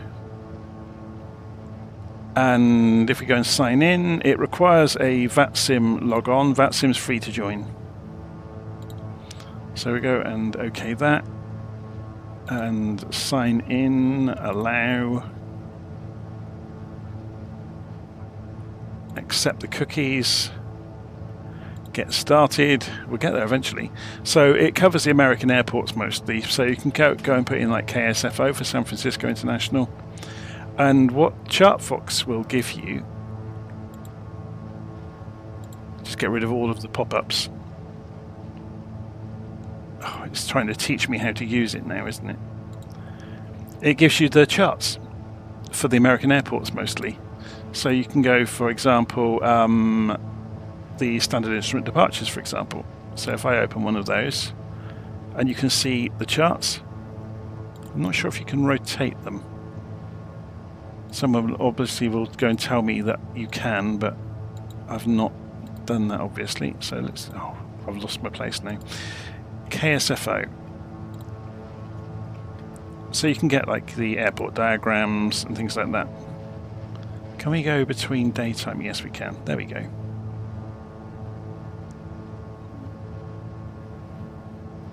But the reason I'm saying this is, there we go, look. you've got the radio frequencies. And the simulator, by and large, is the same as the real world. So although these are real world charts, they're just out of date, basically. The frequencies quite commonly haven't changed. The other tool you've got at your disposal if you're flying on Xbox is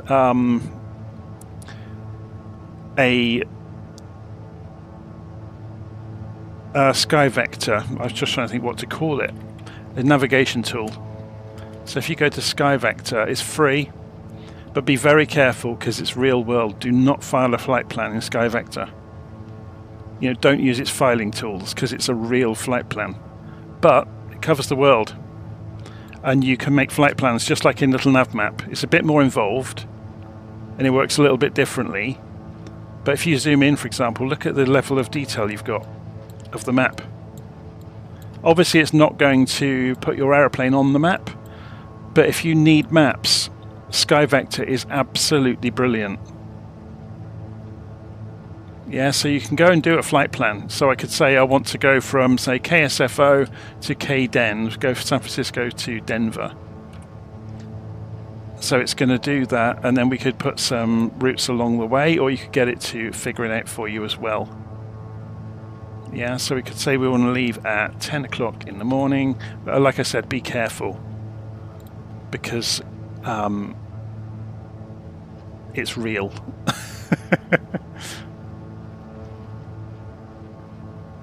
So we could go and look at the charts and, you know, put some VORs in.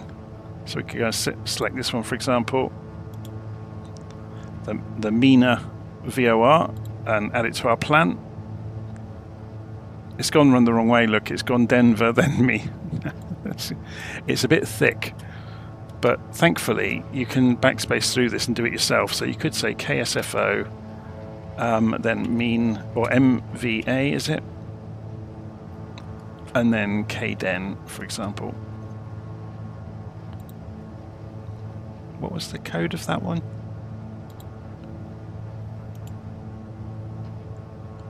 Oh, it is MVA.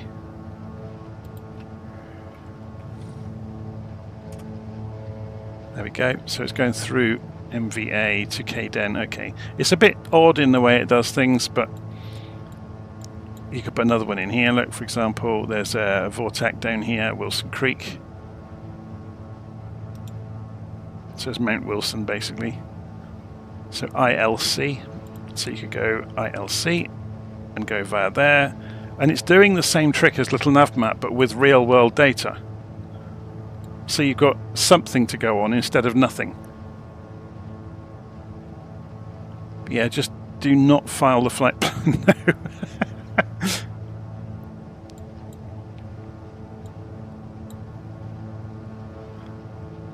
But you can see how you could do that. Once you get used to it, there's lots of YouTube videos for people showing how to do this. And you can pick the runway that you're departing on, for example, and you can get up the charts as well. They're built in. Look, same as Navigraph, but obviously it's just freely available data. It's very, very good. Anyway, that's Sky Vector and ChartFox are two of the best freebies that you've got access to on the internet. So let's cancel our flight following.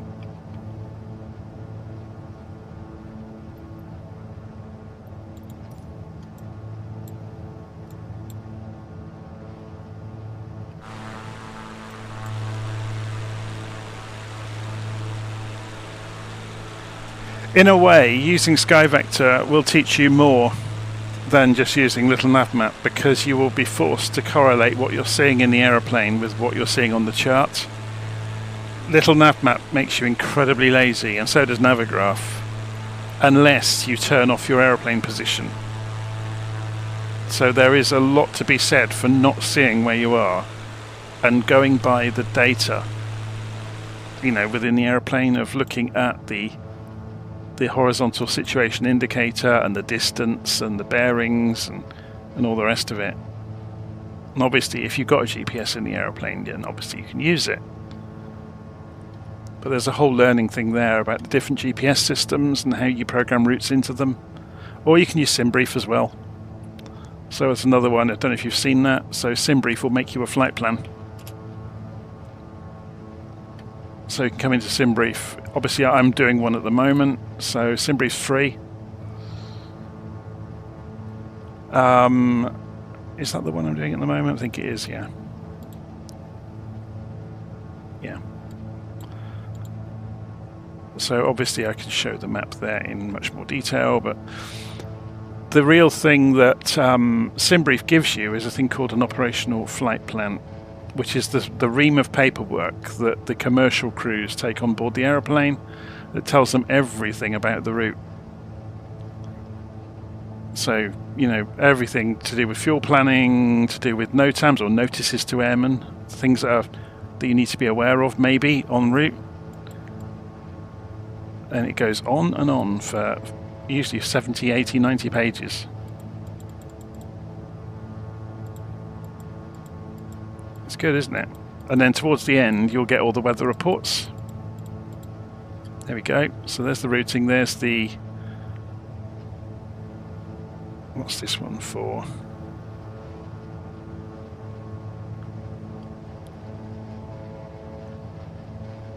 So there's the wind barbs showing you temperature, wind at cruise altitude along the way. Or different, that's actually that's at different flight levels. That's 10,000 feet, that's 5,000 feet. There's a horizontal cross-section of the winds at different altitude levels with our projected flight plan beneath them.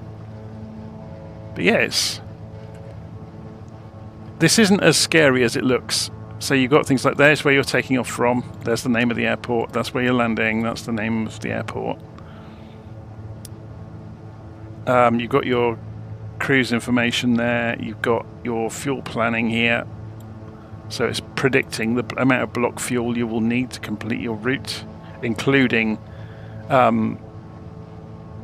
you know, any extra reserves or takeoff fuel required or taxi fuel, contingency, final reserve. It's got all sorts of things built into it.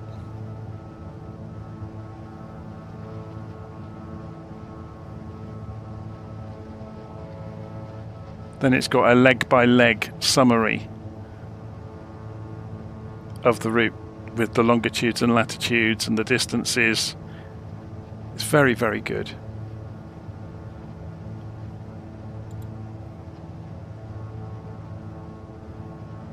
But yeah, that's you can zoom in on this map obviously as well to see this. So you could use this instead of SkyVector.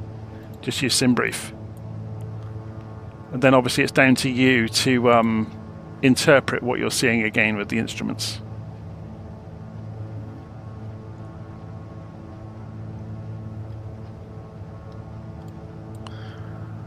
Okay, we're on our way to 11540 now. So let's go and switch everything over.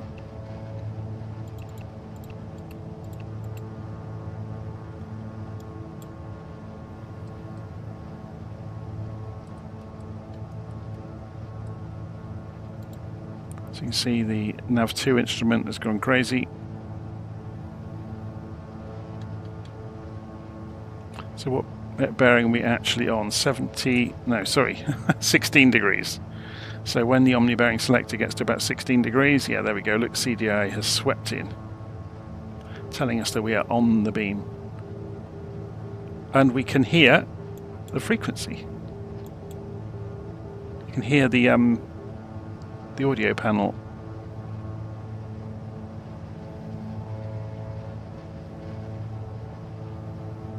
So again, this needs to come round to 16. Or actually, we're not. Look, we're flying 10 degrees at the moment, even though the course is 16.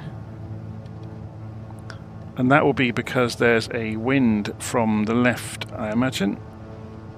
Yeah, look, 19 knots is pushing us that way. So the aeroplane's tracking slightly north, or slightly to the left of the track that we're on,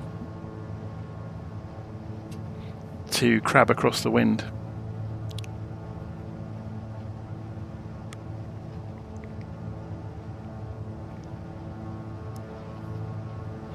I guess if we went and did a north-south route, you would look... yeah, the Americas would be the obvious route. Unless you went... Yeah, you could do it Asia. But then that's a ton of Russia, isn't it, to do that? I'm trying to avoid that because of awkward conversations with people.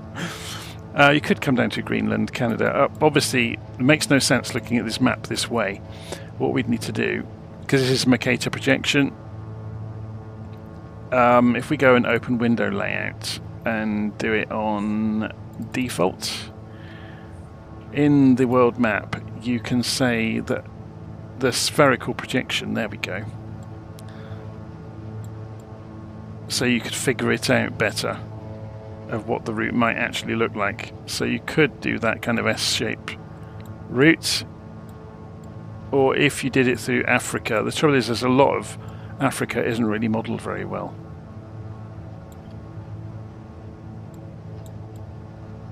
But you could come down through Sweden, Norway, Germany, Italy. But then you've got an enormous leap across. That's one of the advantages of going the Americas route, is by the time you get to the southern tip of it's Chile, isn't it? Not Argentina, down in the bottom corner. Yeah. So by the time you get to the southern tip, you're not far away from the Arctic Circle.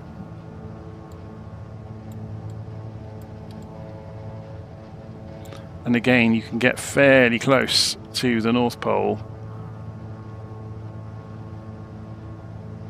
There was a tiny little airfield up here, look, 4,800 foot runway. Bet that's a bit cold.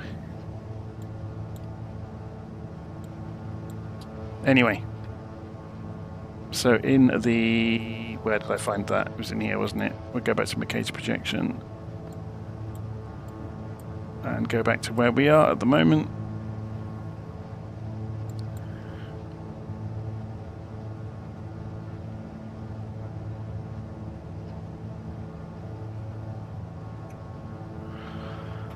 Okay, so I'm going to have a break for a bit. I'm going to leave this running on the autopilot and we'll let it run across the world for a bit on its own. So I'll go and put this on minimal on the window layout.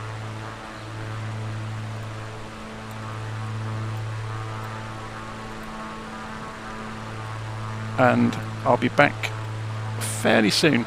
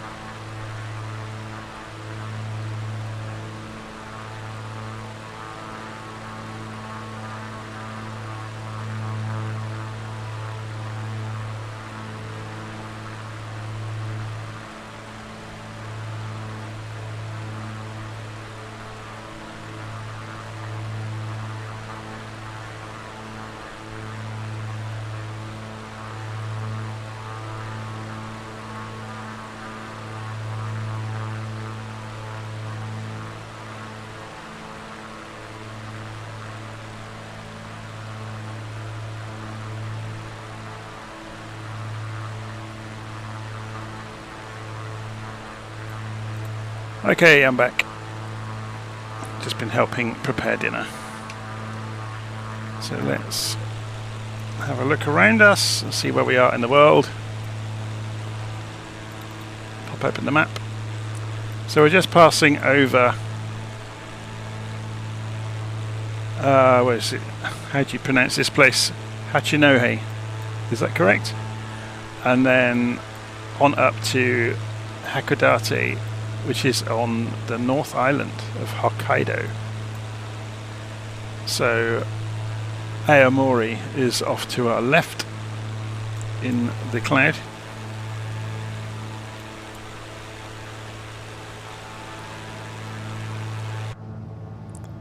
So we can see all of the systems are working. Let's go and check around the engines. They all look fine.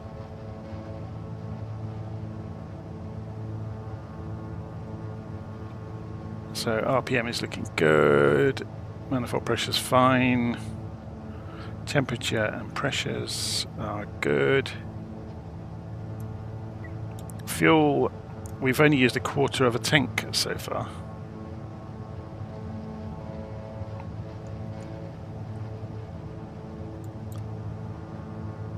So we could easily go probably twice as far as we've actually got penciled in.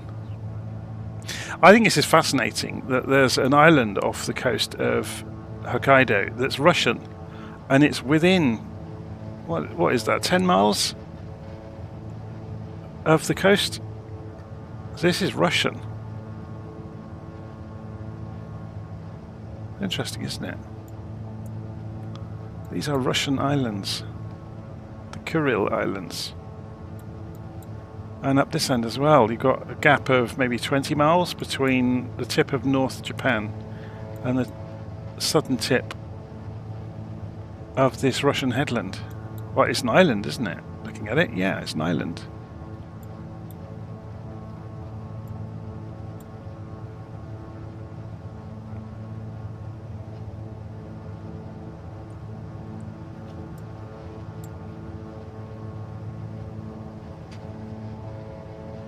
So 845 Sim has got the turbine Duke. The piston Duke is a handful because, yeah, you go and try starting the engines on the piston Duke if you don't know what you're doing. It's can be entertaining and frustrating all at once. So we're counting back past that VOR. We've made the turn. We're now on our way to 112.30. So let's go and retune. 11230, transfer. Put it into Nav2 as well. 11230 and transfer it. So the actual course, so we can see if what the wind shear is doing, is 347 degrees. So if we go and turn this to 347, you can see we're still crabbing across the crosswind.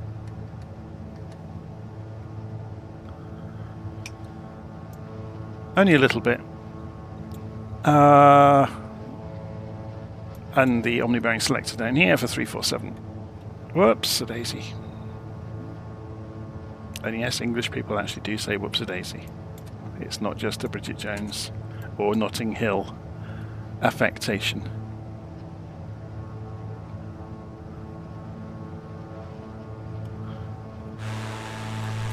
Okay, so somebody's off the back of my airplane a couple of miles away. Apparently, if I put labels on, there they are. Just see them in the cloud.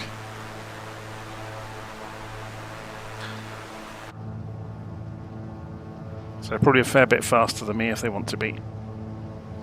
Although I'm conserving fuel, but it looks like I don't need to. I could open this up and go a fair bit faster. So let's go maximum manifold pressure, and let's open the propellers up and see how fast we can go within reason. So just creeping the propellers up to 2600 RPM. We'll have to keep an eye on the temperatures though.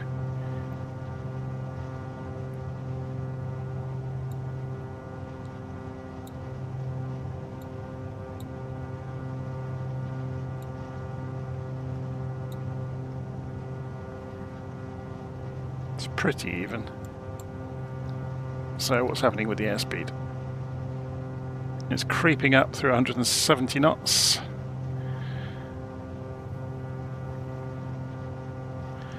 I'm not sure if we can lean it out any further.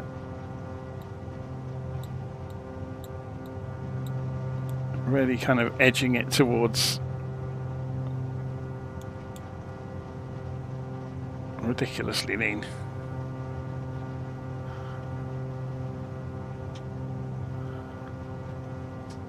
So coming up to about 175 knots. This is pretty quick, isn't it, when you push it? Obviously not as quick as the Turbine Duke.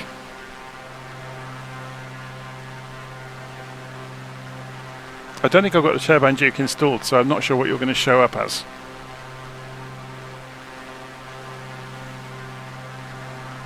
It's going to substitute you as something strange, probably.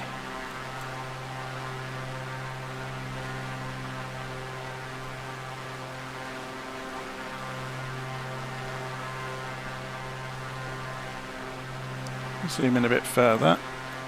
Yeah, it's put you in as a PC-12, I think. Either that or a business jet. I can't quite see from here. It might have put you in... No, it's a twin. Oh, is it a King Air that it's chosen to draw you as? I think it is. It's probably the closest turboprop that it could summon from its arsenal of stock aeroplanes. Oh, the weather just changed.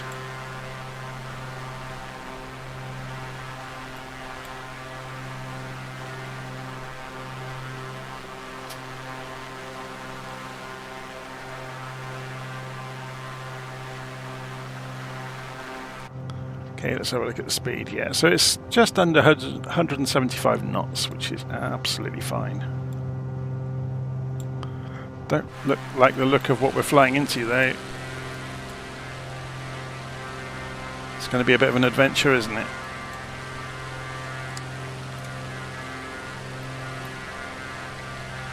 So we're about to cross over into Hokkaido airspace. If we go and have a look at Navigraph.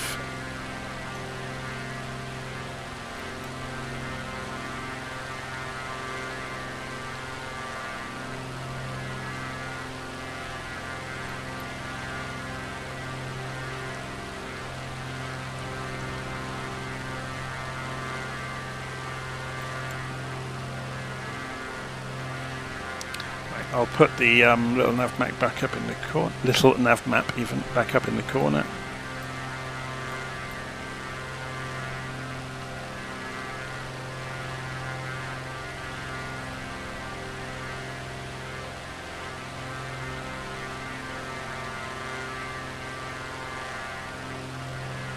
So Emmett's asking, where can I find the legs I've already completed? They are both in the blog and in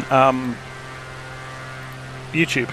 So if you go to johnbeckett.substack.com, you will find the blog, and you can search the blog. And if you search it for Around the World, all of the legs will come up in a very strange order, but they are there. And you can obviously go and figure out where I went on each leg. If you go to YouTube and you go to my channel at YouTube, so view your channel and search for Around the World, you will also find each of the legs in here.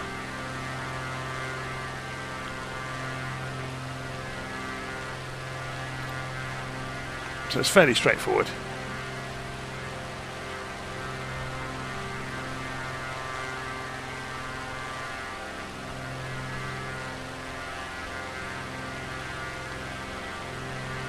So this weather is getting mildly terrifying, isn't it? Should we sit inside for a bit?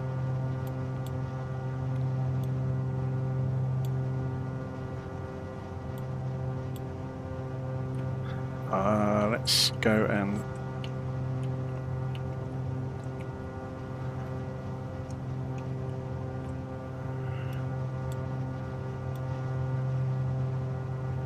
Try not to bash our head on the roof.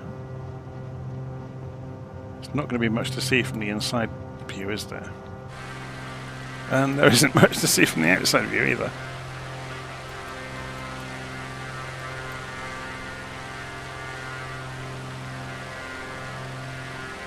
So do we take ourselves up to 10,000 feet to hopefully rise above some of this cloud? Or is half the fun travelling through it? Yeah, let's take it up to 10,000 feet. 7, 8, 9, 10. Do it at 1,000 feet a minute.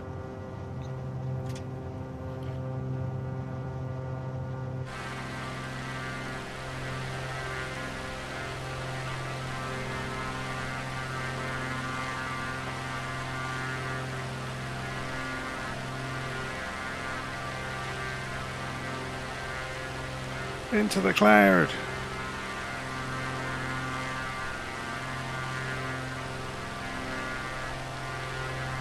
Having said that, there's some very large, angry-looking clouds out ahead of us.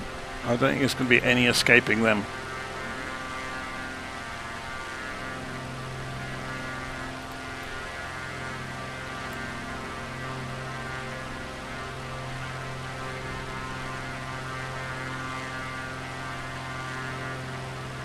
What makes me decide which plane to use for each leg is being asked in the live stream chat.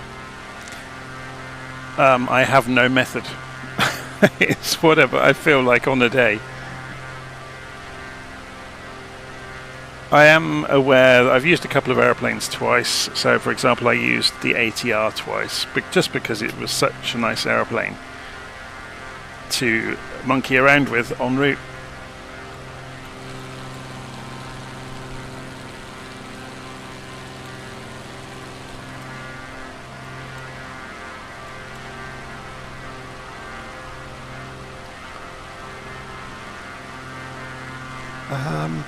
I don't think there's going to be any escape other than to go through the middle of this upcoming cloud. So we're coming up to 9,000 feet now. I'm going to stop at 9,000.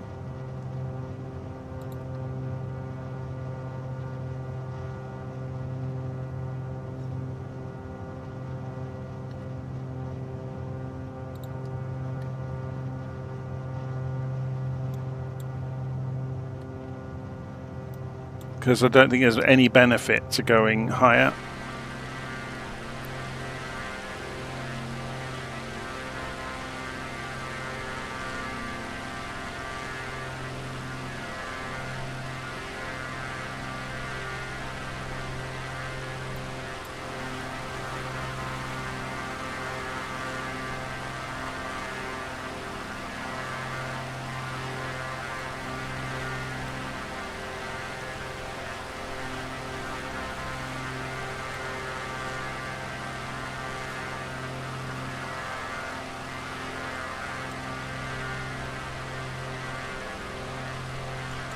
So I think we'd have to look at 25,000 to go over the top of that.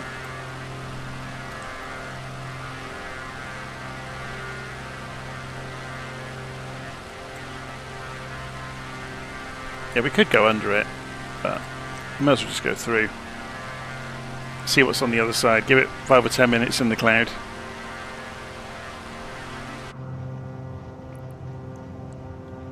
See what happens when we get over to the next destination. So we've got 25 miles to run until the next VOR, which is on Hokkaido.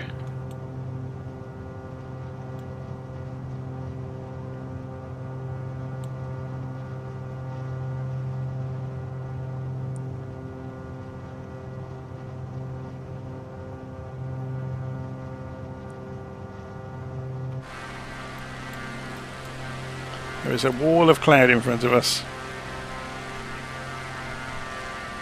It's fine. There's nothing inside it that's going to scare us. The radar's starting to light up though.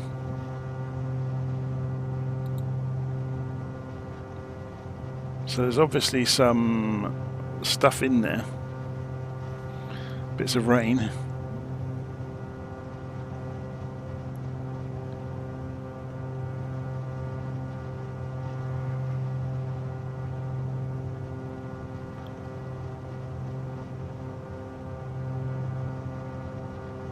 I wonder if we'll lose sight of our fellow aviator when we're in the cloud. Probably.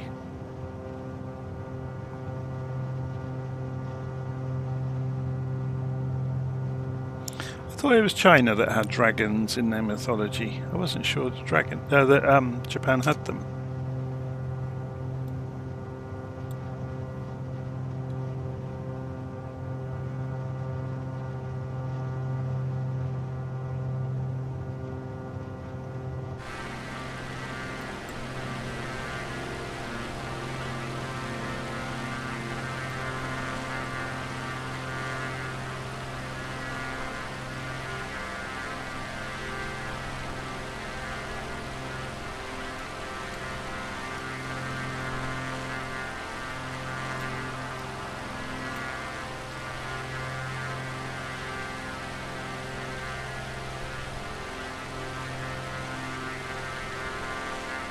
Quite dark inside, isn't it? So if we were to put this on with head tracking, and we could have a look around, scare ourselves silly.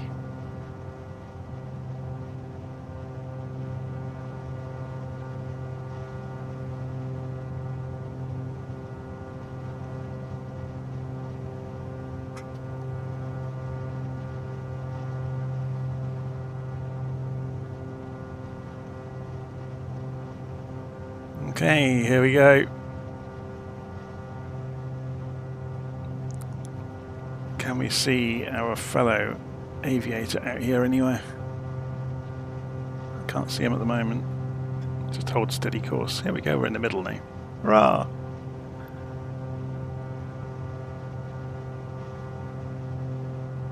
So hopefully we'll break out the other side in a few minutes. And all laugh about this.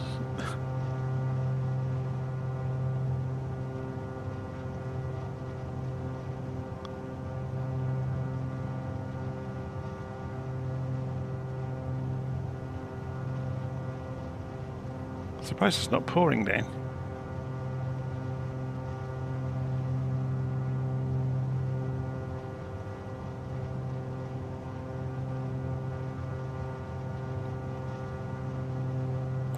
Someone just mentioned about icing on the live stream. So we've got 19 degrees inside, so it is getting colder inside. Outside air temperature, you know, it's still well above zero. We're fine. It's a lovely warm day.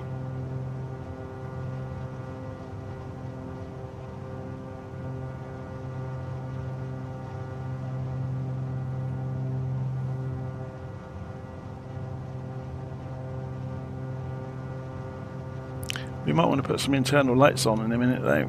It's going to get dark, isn't it?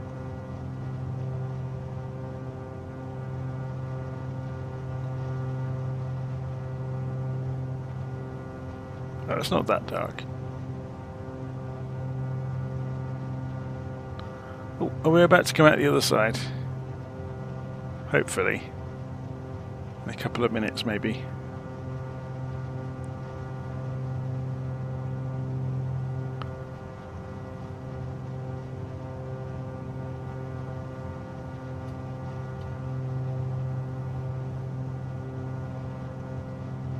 There's bursts of light peeking through here and there. Cool, that looks dark over there, doesn't it?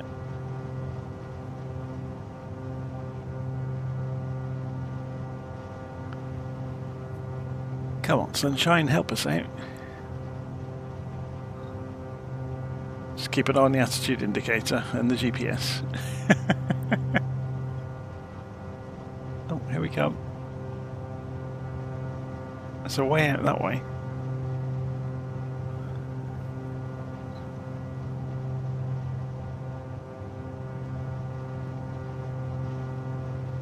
Shall we have a look outside and see if we can see our friend?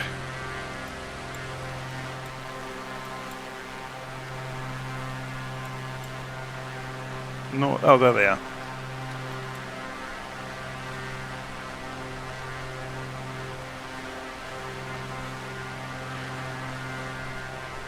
And we're about to lose them again. And we're out of it. Hurrah! It's like almost like a wall. We're about to depart.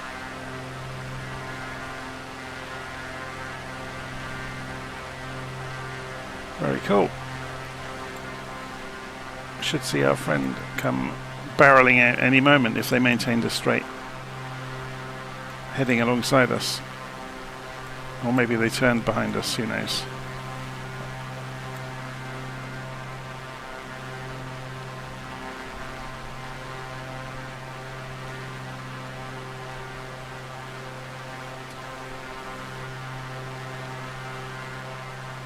Okay, so let's have a look at the route. We carry on straight through the next bank of cloud as well. We're plenty high enough. To be honest, I'm gonna take us back down to 7,000. There's no need to be up here.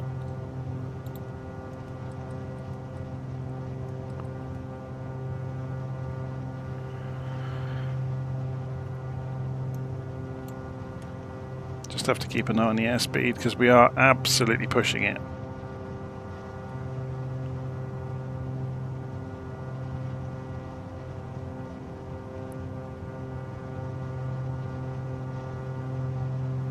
So we're turning for the next waypoint, which will be, you can see the GTN has just switched over. Let's just pull this up.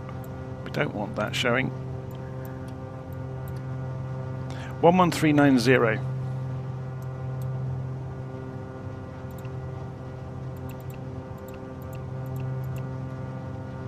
How are we doing on airspeed? It's going to creep up into the yellow, but it's not a problem.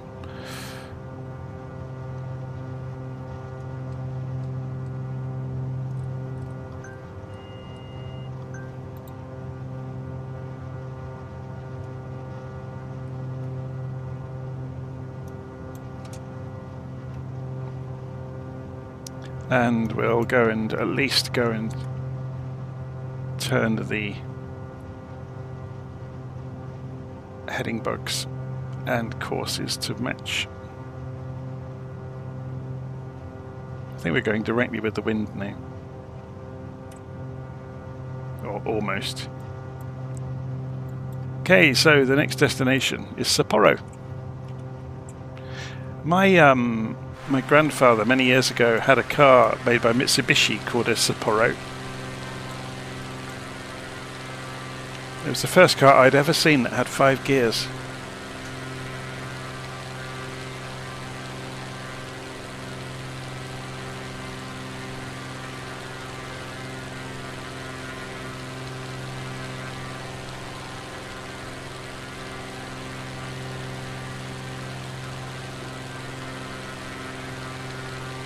So Emmett saying, what's a good plane to do a round-the-world trip in?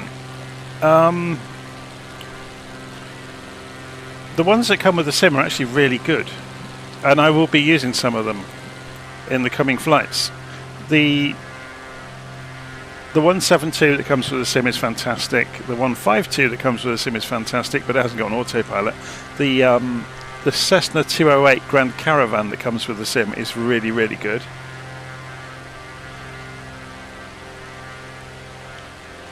The Baron, depending on which version of the sim you get, I think only the Premium maybe has the Baron, I can't remember. It's very, very good.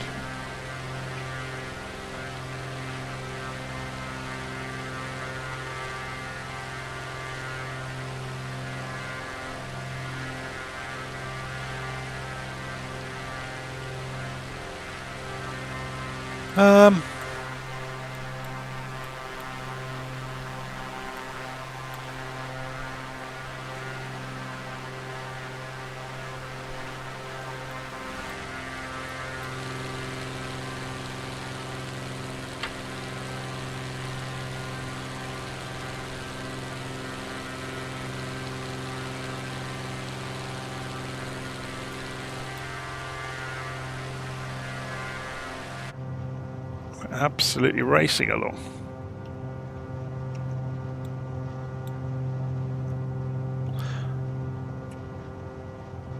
So we just crossed over towards Hokkaido. We're on our way to Sapporo, and then we got 2 more legs into the destination for today. Shouldn't take too long.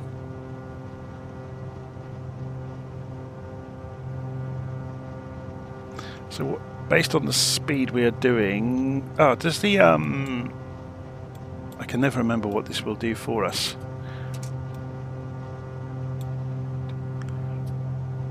So it's giving us various numbers here.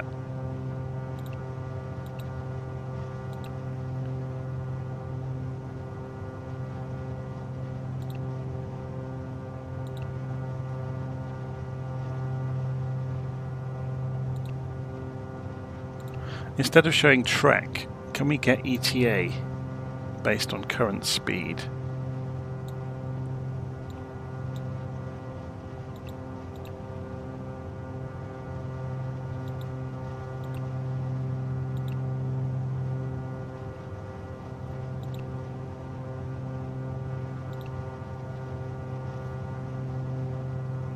Estimated time en route. ETE to destination. That's what we want. So 58 minutes to go. So come back out of here, and that should stay there. So that will give us a countdown. That's excellent. That's exactly what I wanted.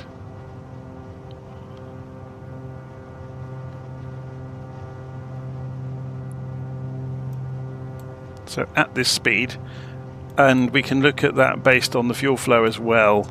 So fuel flow is 15 per hour, and we've got about 50. Looking at this. So we've got plenty of fuel. We can just race it all the way. So throttles against the stops. RPM up against the limits. I was just going to keep an eye on here. If we go and have a look, we can cheat slightly. If you looked at the nav page in here, it tells you the condition of the engine, and it's 100%. It's absolutely fine.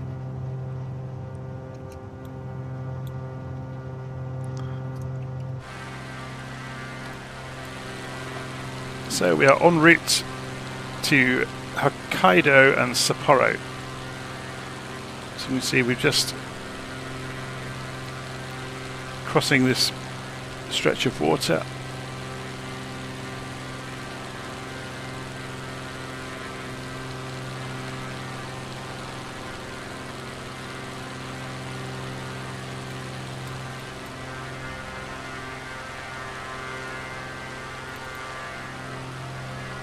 Right, I need to step away again for a bit. I won't be too long. Need to go get ready for dinner, basically.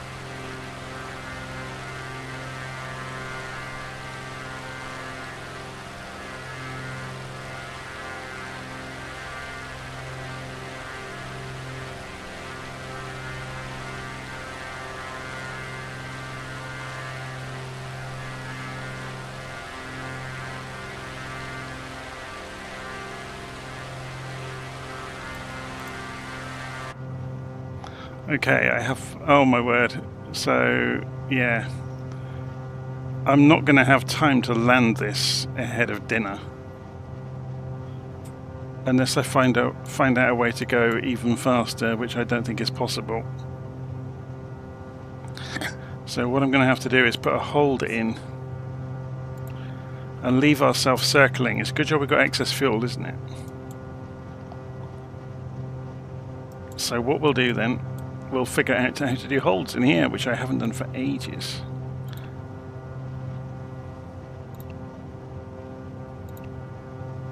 Other end of the flight plan. So there's Memanbetsu. We're going to insert a hold into the flight plan. So instead of going directly to the airport, which is the best one to use, this one, TBE. So insert before, TBE, enter, is the Memanbetsu VOR. Hold at waypoint, and we'll just do a racetrack with a 1 minute leg. That's fine. And we'll load the hold in. So then if we come back out of here, so we can see when we get to TBE now, oops, wrong way.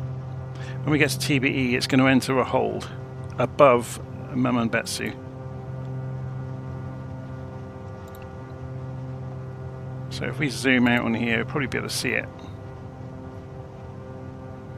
It's not actually going to draw it. It might not draw it until we get there.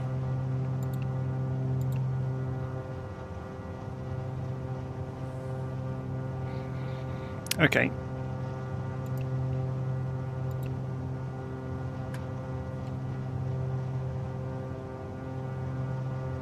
So what I'm going to do is trim the aeroplane back then. We're in no hurry now. So we're going to pull this back to a little bit less power. We'll pull the RPM back. We don't need to be racing flat out across the countryside.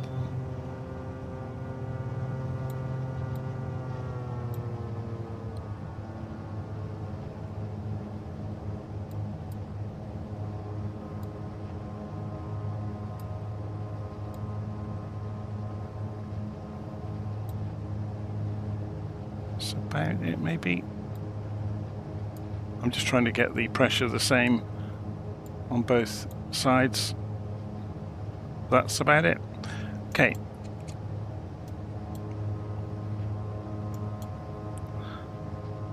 So I will stay in that hold while I'm eating my dinner. So I apologise to anybody watching, but yeah, there may be 20 minutes, half an hour of me circling over the airport, burning fuel, which is why I've pulled back on the speed.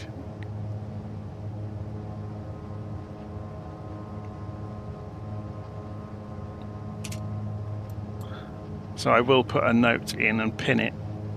So no, I need to unpin the message from earlier, don't I? Unpin the message.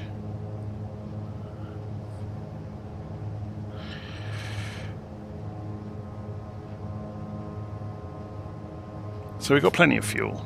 We can circle above the final airfield forever and a day. So we're doing about 155 knots, which is absolutely fine.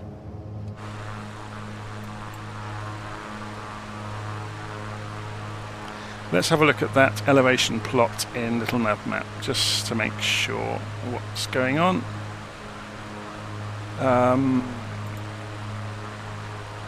So yeah, we will get fairly close to the hills on this final run in. So it's these hills here that are the problem. So coming over the top of Sapporo in a few minutes.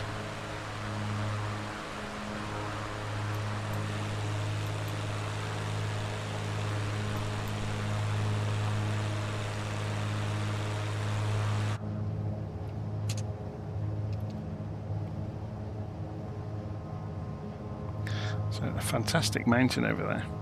I spotted that when I was scouting the route out earlier on the map. It's called Mount Yote.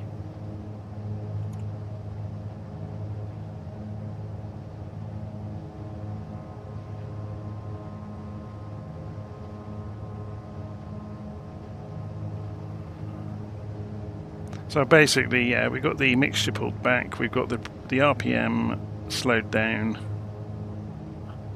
and the power reduced for kind of best efficiency. We're just going to skim over the top of this hill ahead of us, or mountain, I should say.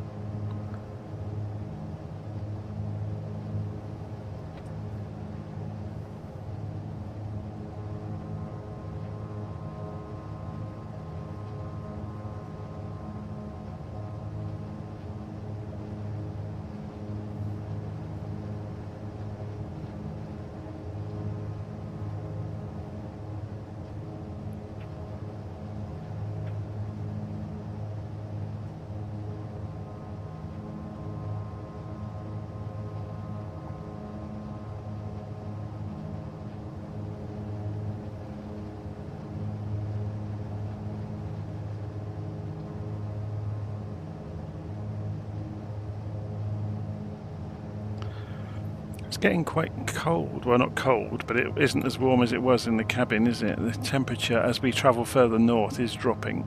So let's go and pull the heat out a little bit more.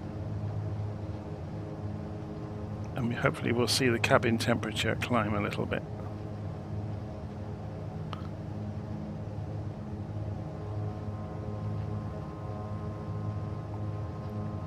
As long as it stays above 10 degrees, it's usually okay.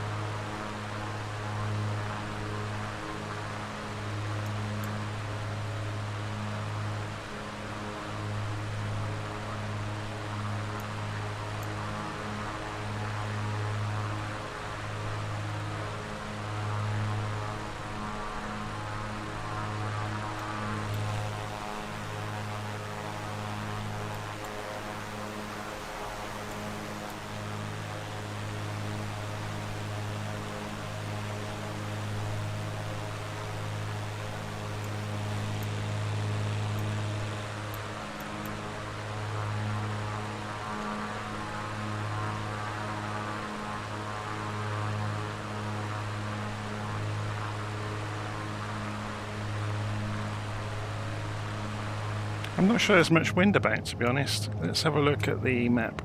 Oh, there's a 17 knot tailwind. Oh, sorry, wind from the... Yeah, tailwind at the moment. So the wind's behind us over these hills, so we probably won't experience it until we're on the leeward side of the hills. And we're a fair way above them. So we'll find out, won't we? Yeah, it's starting to move a little bit, not too much.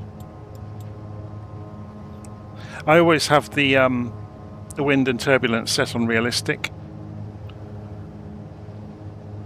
which for some reason all the kind of the simulator crowd think is overdone, and all of the real world pilots seem to think it's great.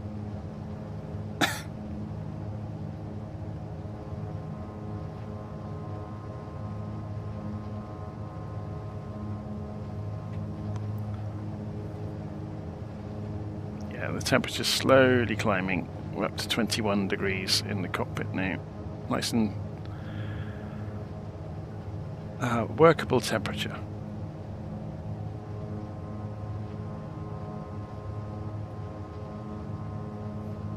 Okay, so this is Sapporo that we are approaching. Just over on the coast over here.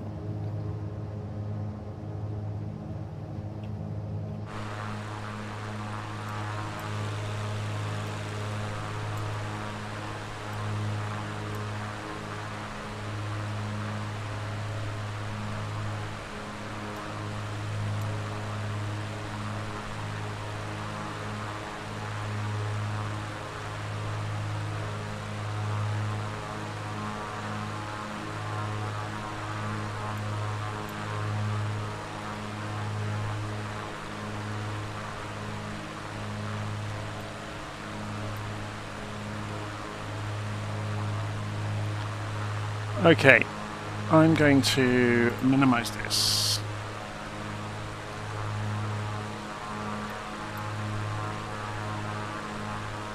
And step away again for a bit. I need to go and help with dinner and getting things ready. So, and then obviously the airplane will enter a hold while. Sorry, the airplane will enter a hold while I'm having dinner.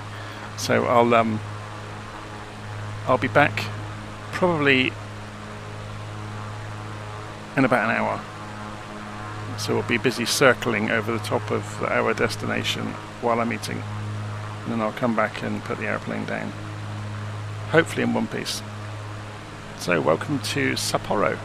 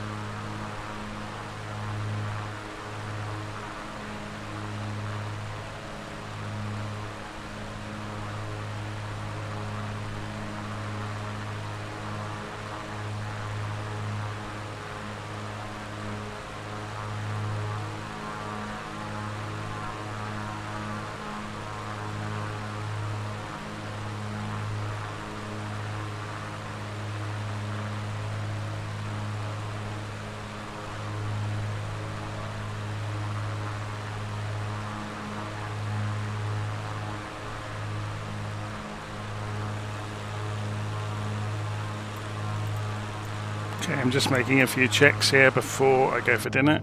Make sure we are going to go straight into that mountain, aren't we? I'm sure we're not, but I'm just going to go and double check things here.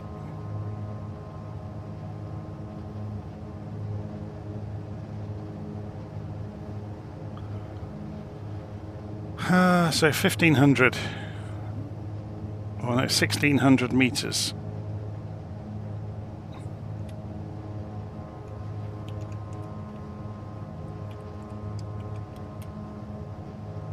So that's saying only 5,000 feet for that part of it, but that looks a lot higher than we are at 7,000.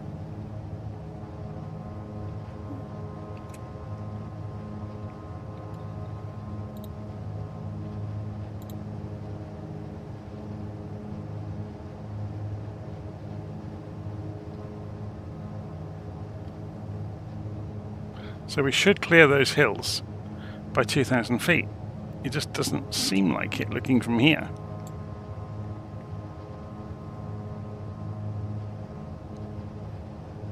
It's quite frightening. Any wind in play, 16 knot tailwind. I am going to, in an abundance of caution, lift us to 10,000 feet.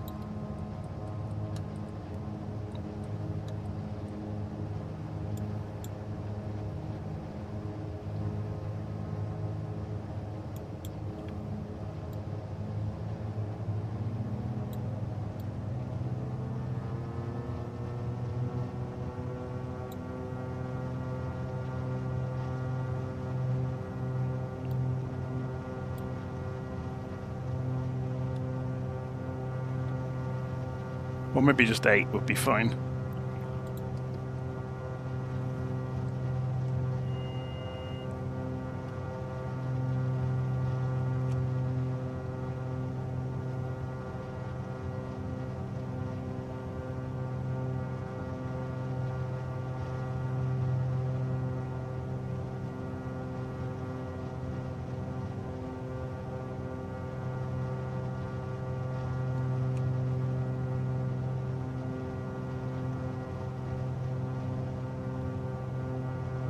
Okay, let's pull that speed back a bit. Back a little bit.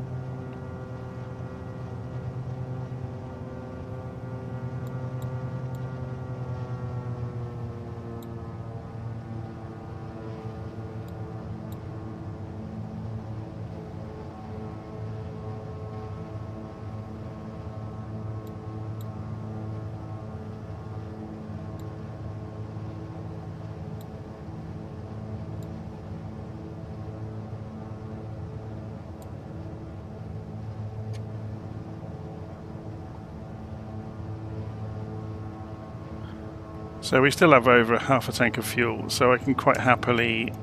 Yeah, we're going to clear these hills now, that's fine.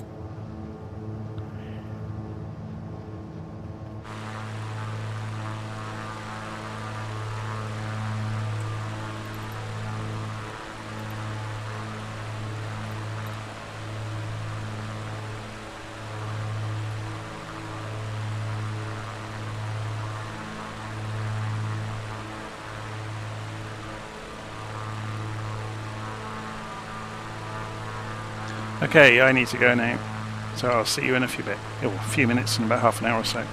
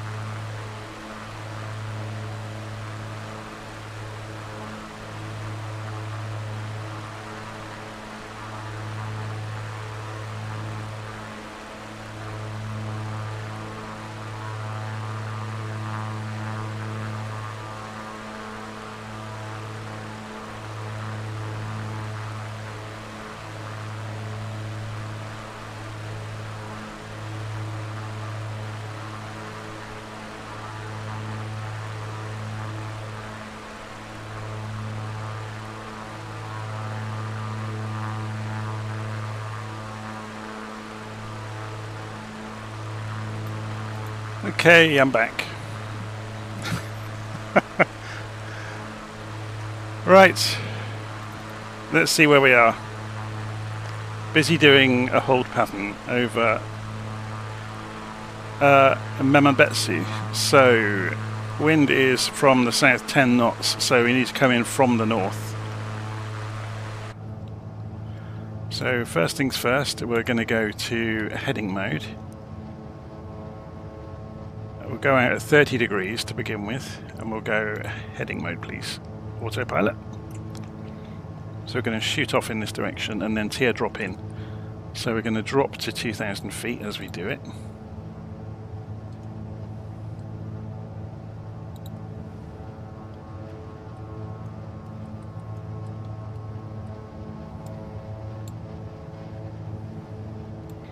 We're going to go and put our landing lights on, if I can remember where they are. They're down here, aren't they? Landing lights. We'll put the taxi lights on as well, and then they'll be on the front wheel when we come out of the descent.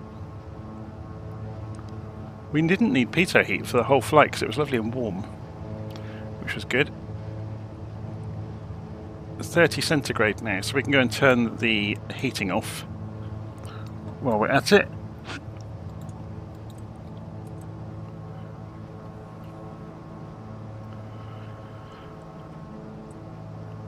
Okay, so we're flying out 30 degrees and descending to 2,000 feet, and then we'll loop back in.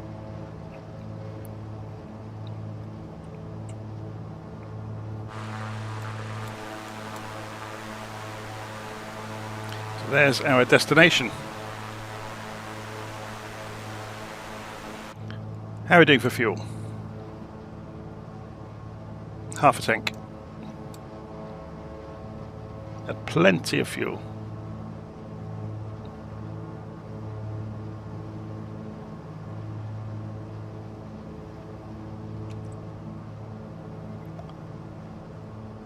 So let's turn this now to the reciprocal of the runway direction. So let's just find out the exact direction. 4 degrees we want. Heading bug. 4 degrees. And then we'll go and tune in the ILS 110.10 on nav 1.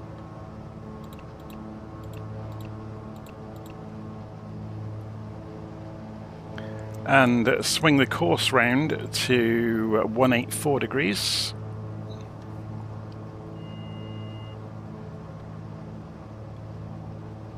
That's about there. That's the runway direction relative to us.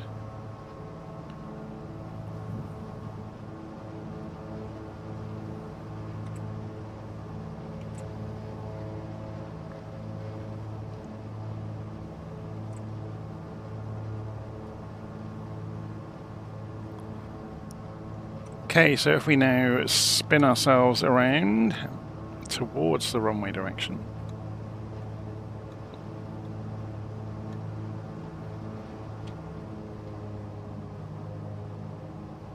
Get rid of some speed.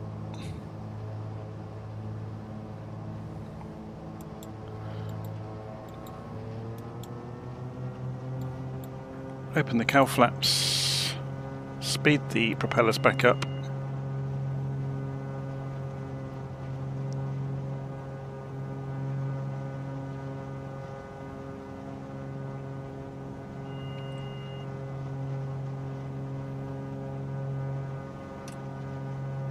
You should see the CDI will start to come in.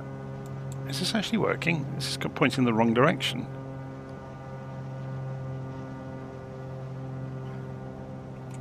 One 110.1. Well, we're visual anyway, but why is that not working?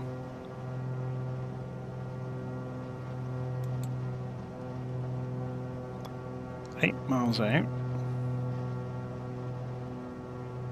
110.1.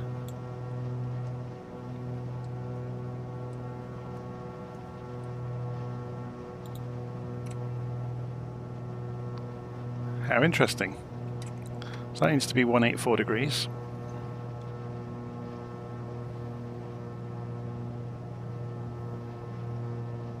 Got no glide slope either.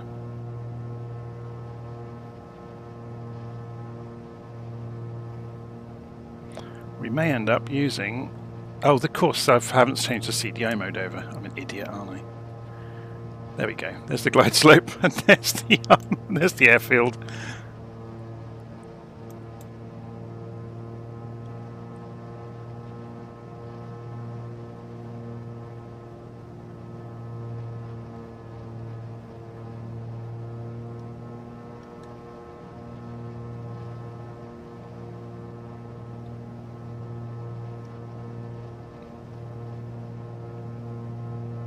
So if we really wanted to, we could go for approach mode. It's picked up the glide slope, so it's going to pull us in nice and neatly.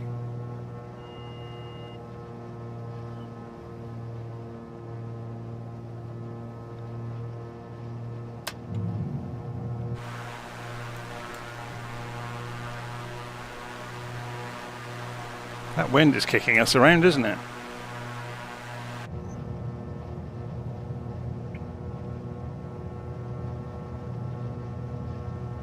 So we've missed the glide slope, so we're just going to pull it in and land by hand. It's easy enough. My word, that's windy.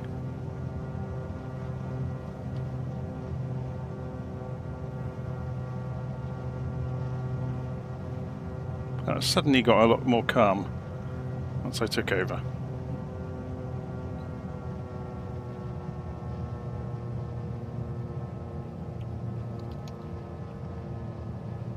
Okay.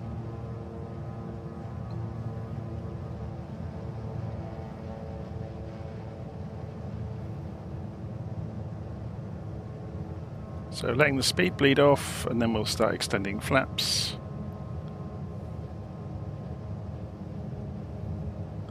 Yeah, that wind is pushing us to one side quite significantly. You can see the nose is pointing quite a long way right of the runway.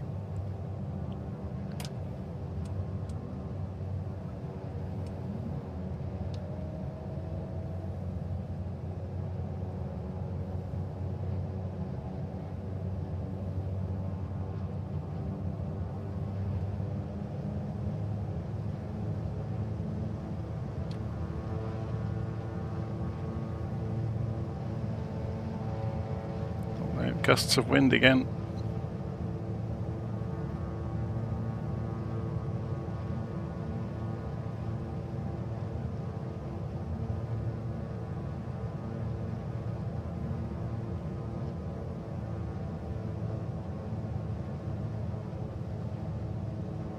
$500.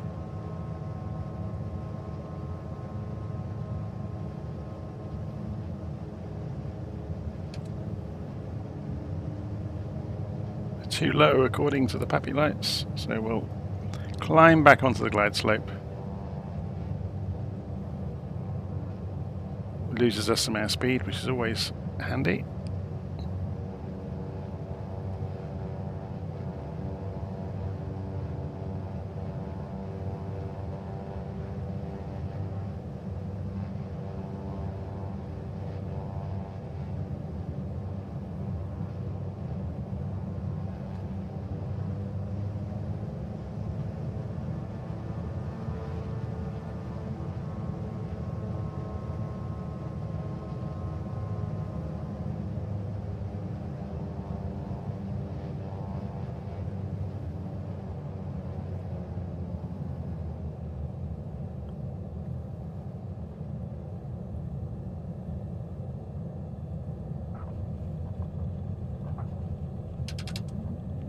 There's a lot of wind pushing us around at the last moment there.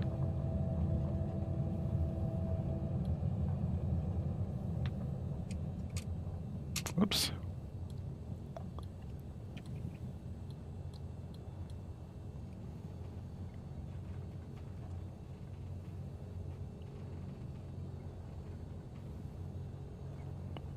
Okay, off the runway.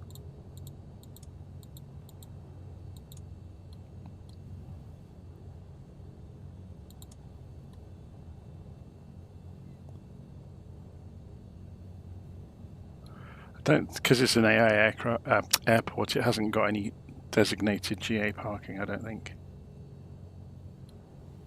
Quite often they're not really marked out very well.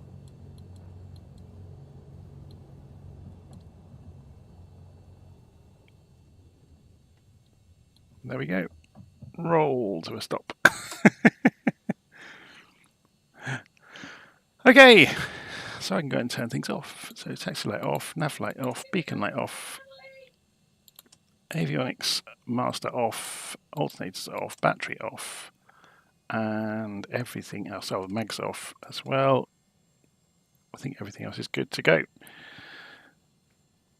So there we go. We completed the flight after putting ourselves into a holding pattern while I went and ate my dinner. So pretty drama-free in the end, really. So that's the 15th leg of our round the world trip. The next one will almost certainly be a single leap from here. So let me just grab a screenshot of this to go into the blog post. So the next leg will be new flight plan, and it will be from Memanbetsu, so departure. So Memanbetsu, I keep saying that wrong. Over to PASY, so set as destination. So 1,300 miles. I imagine it's going to be probably a little Airbus or something, because this runway is only, 8,000 feet long. And this one is 10,000. Actually, so we could use something bigger. We could use a 777 for a bit of fun, I guess. Just to jump across to the Alaskan islands and make our way in. Okay, I'm going to leave it there. Hopefully you've enjoyed the live stream. And hopefully, well, you wouldn't have enjoyed the hold over the top of Memanbetsu, but there we go. Thanks for watching. I'll see you again soon. Take care.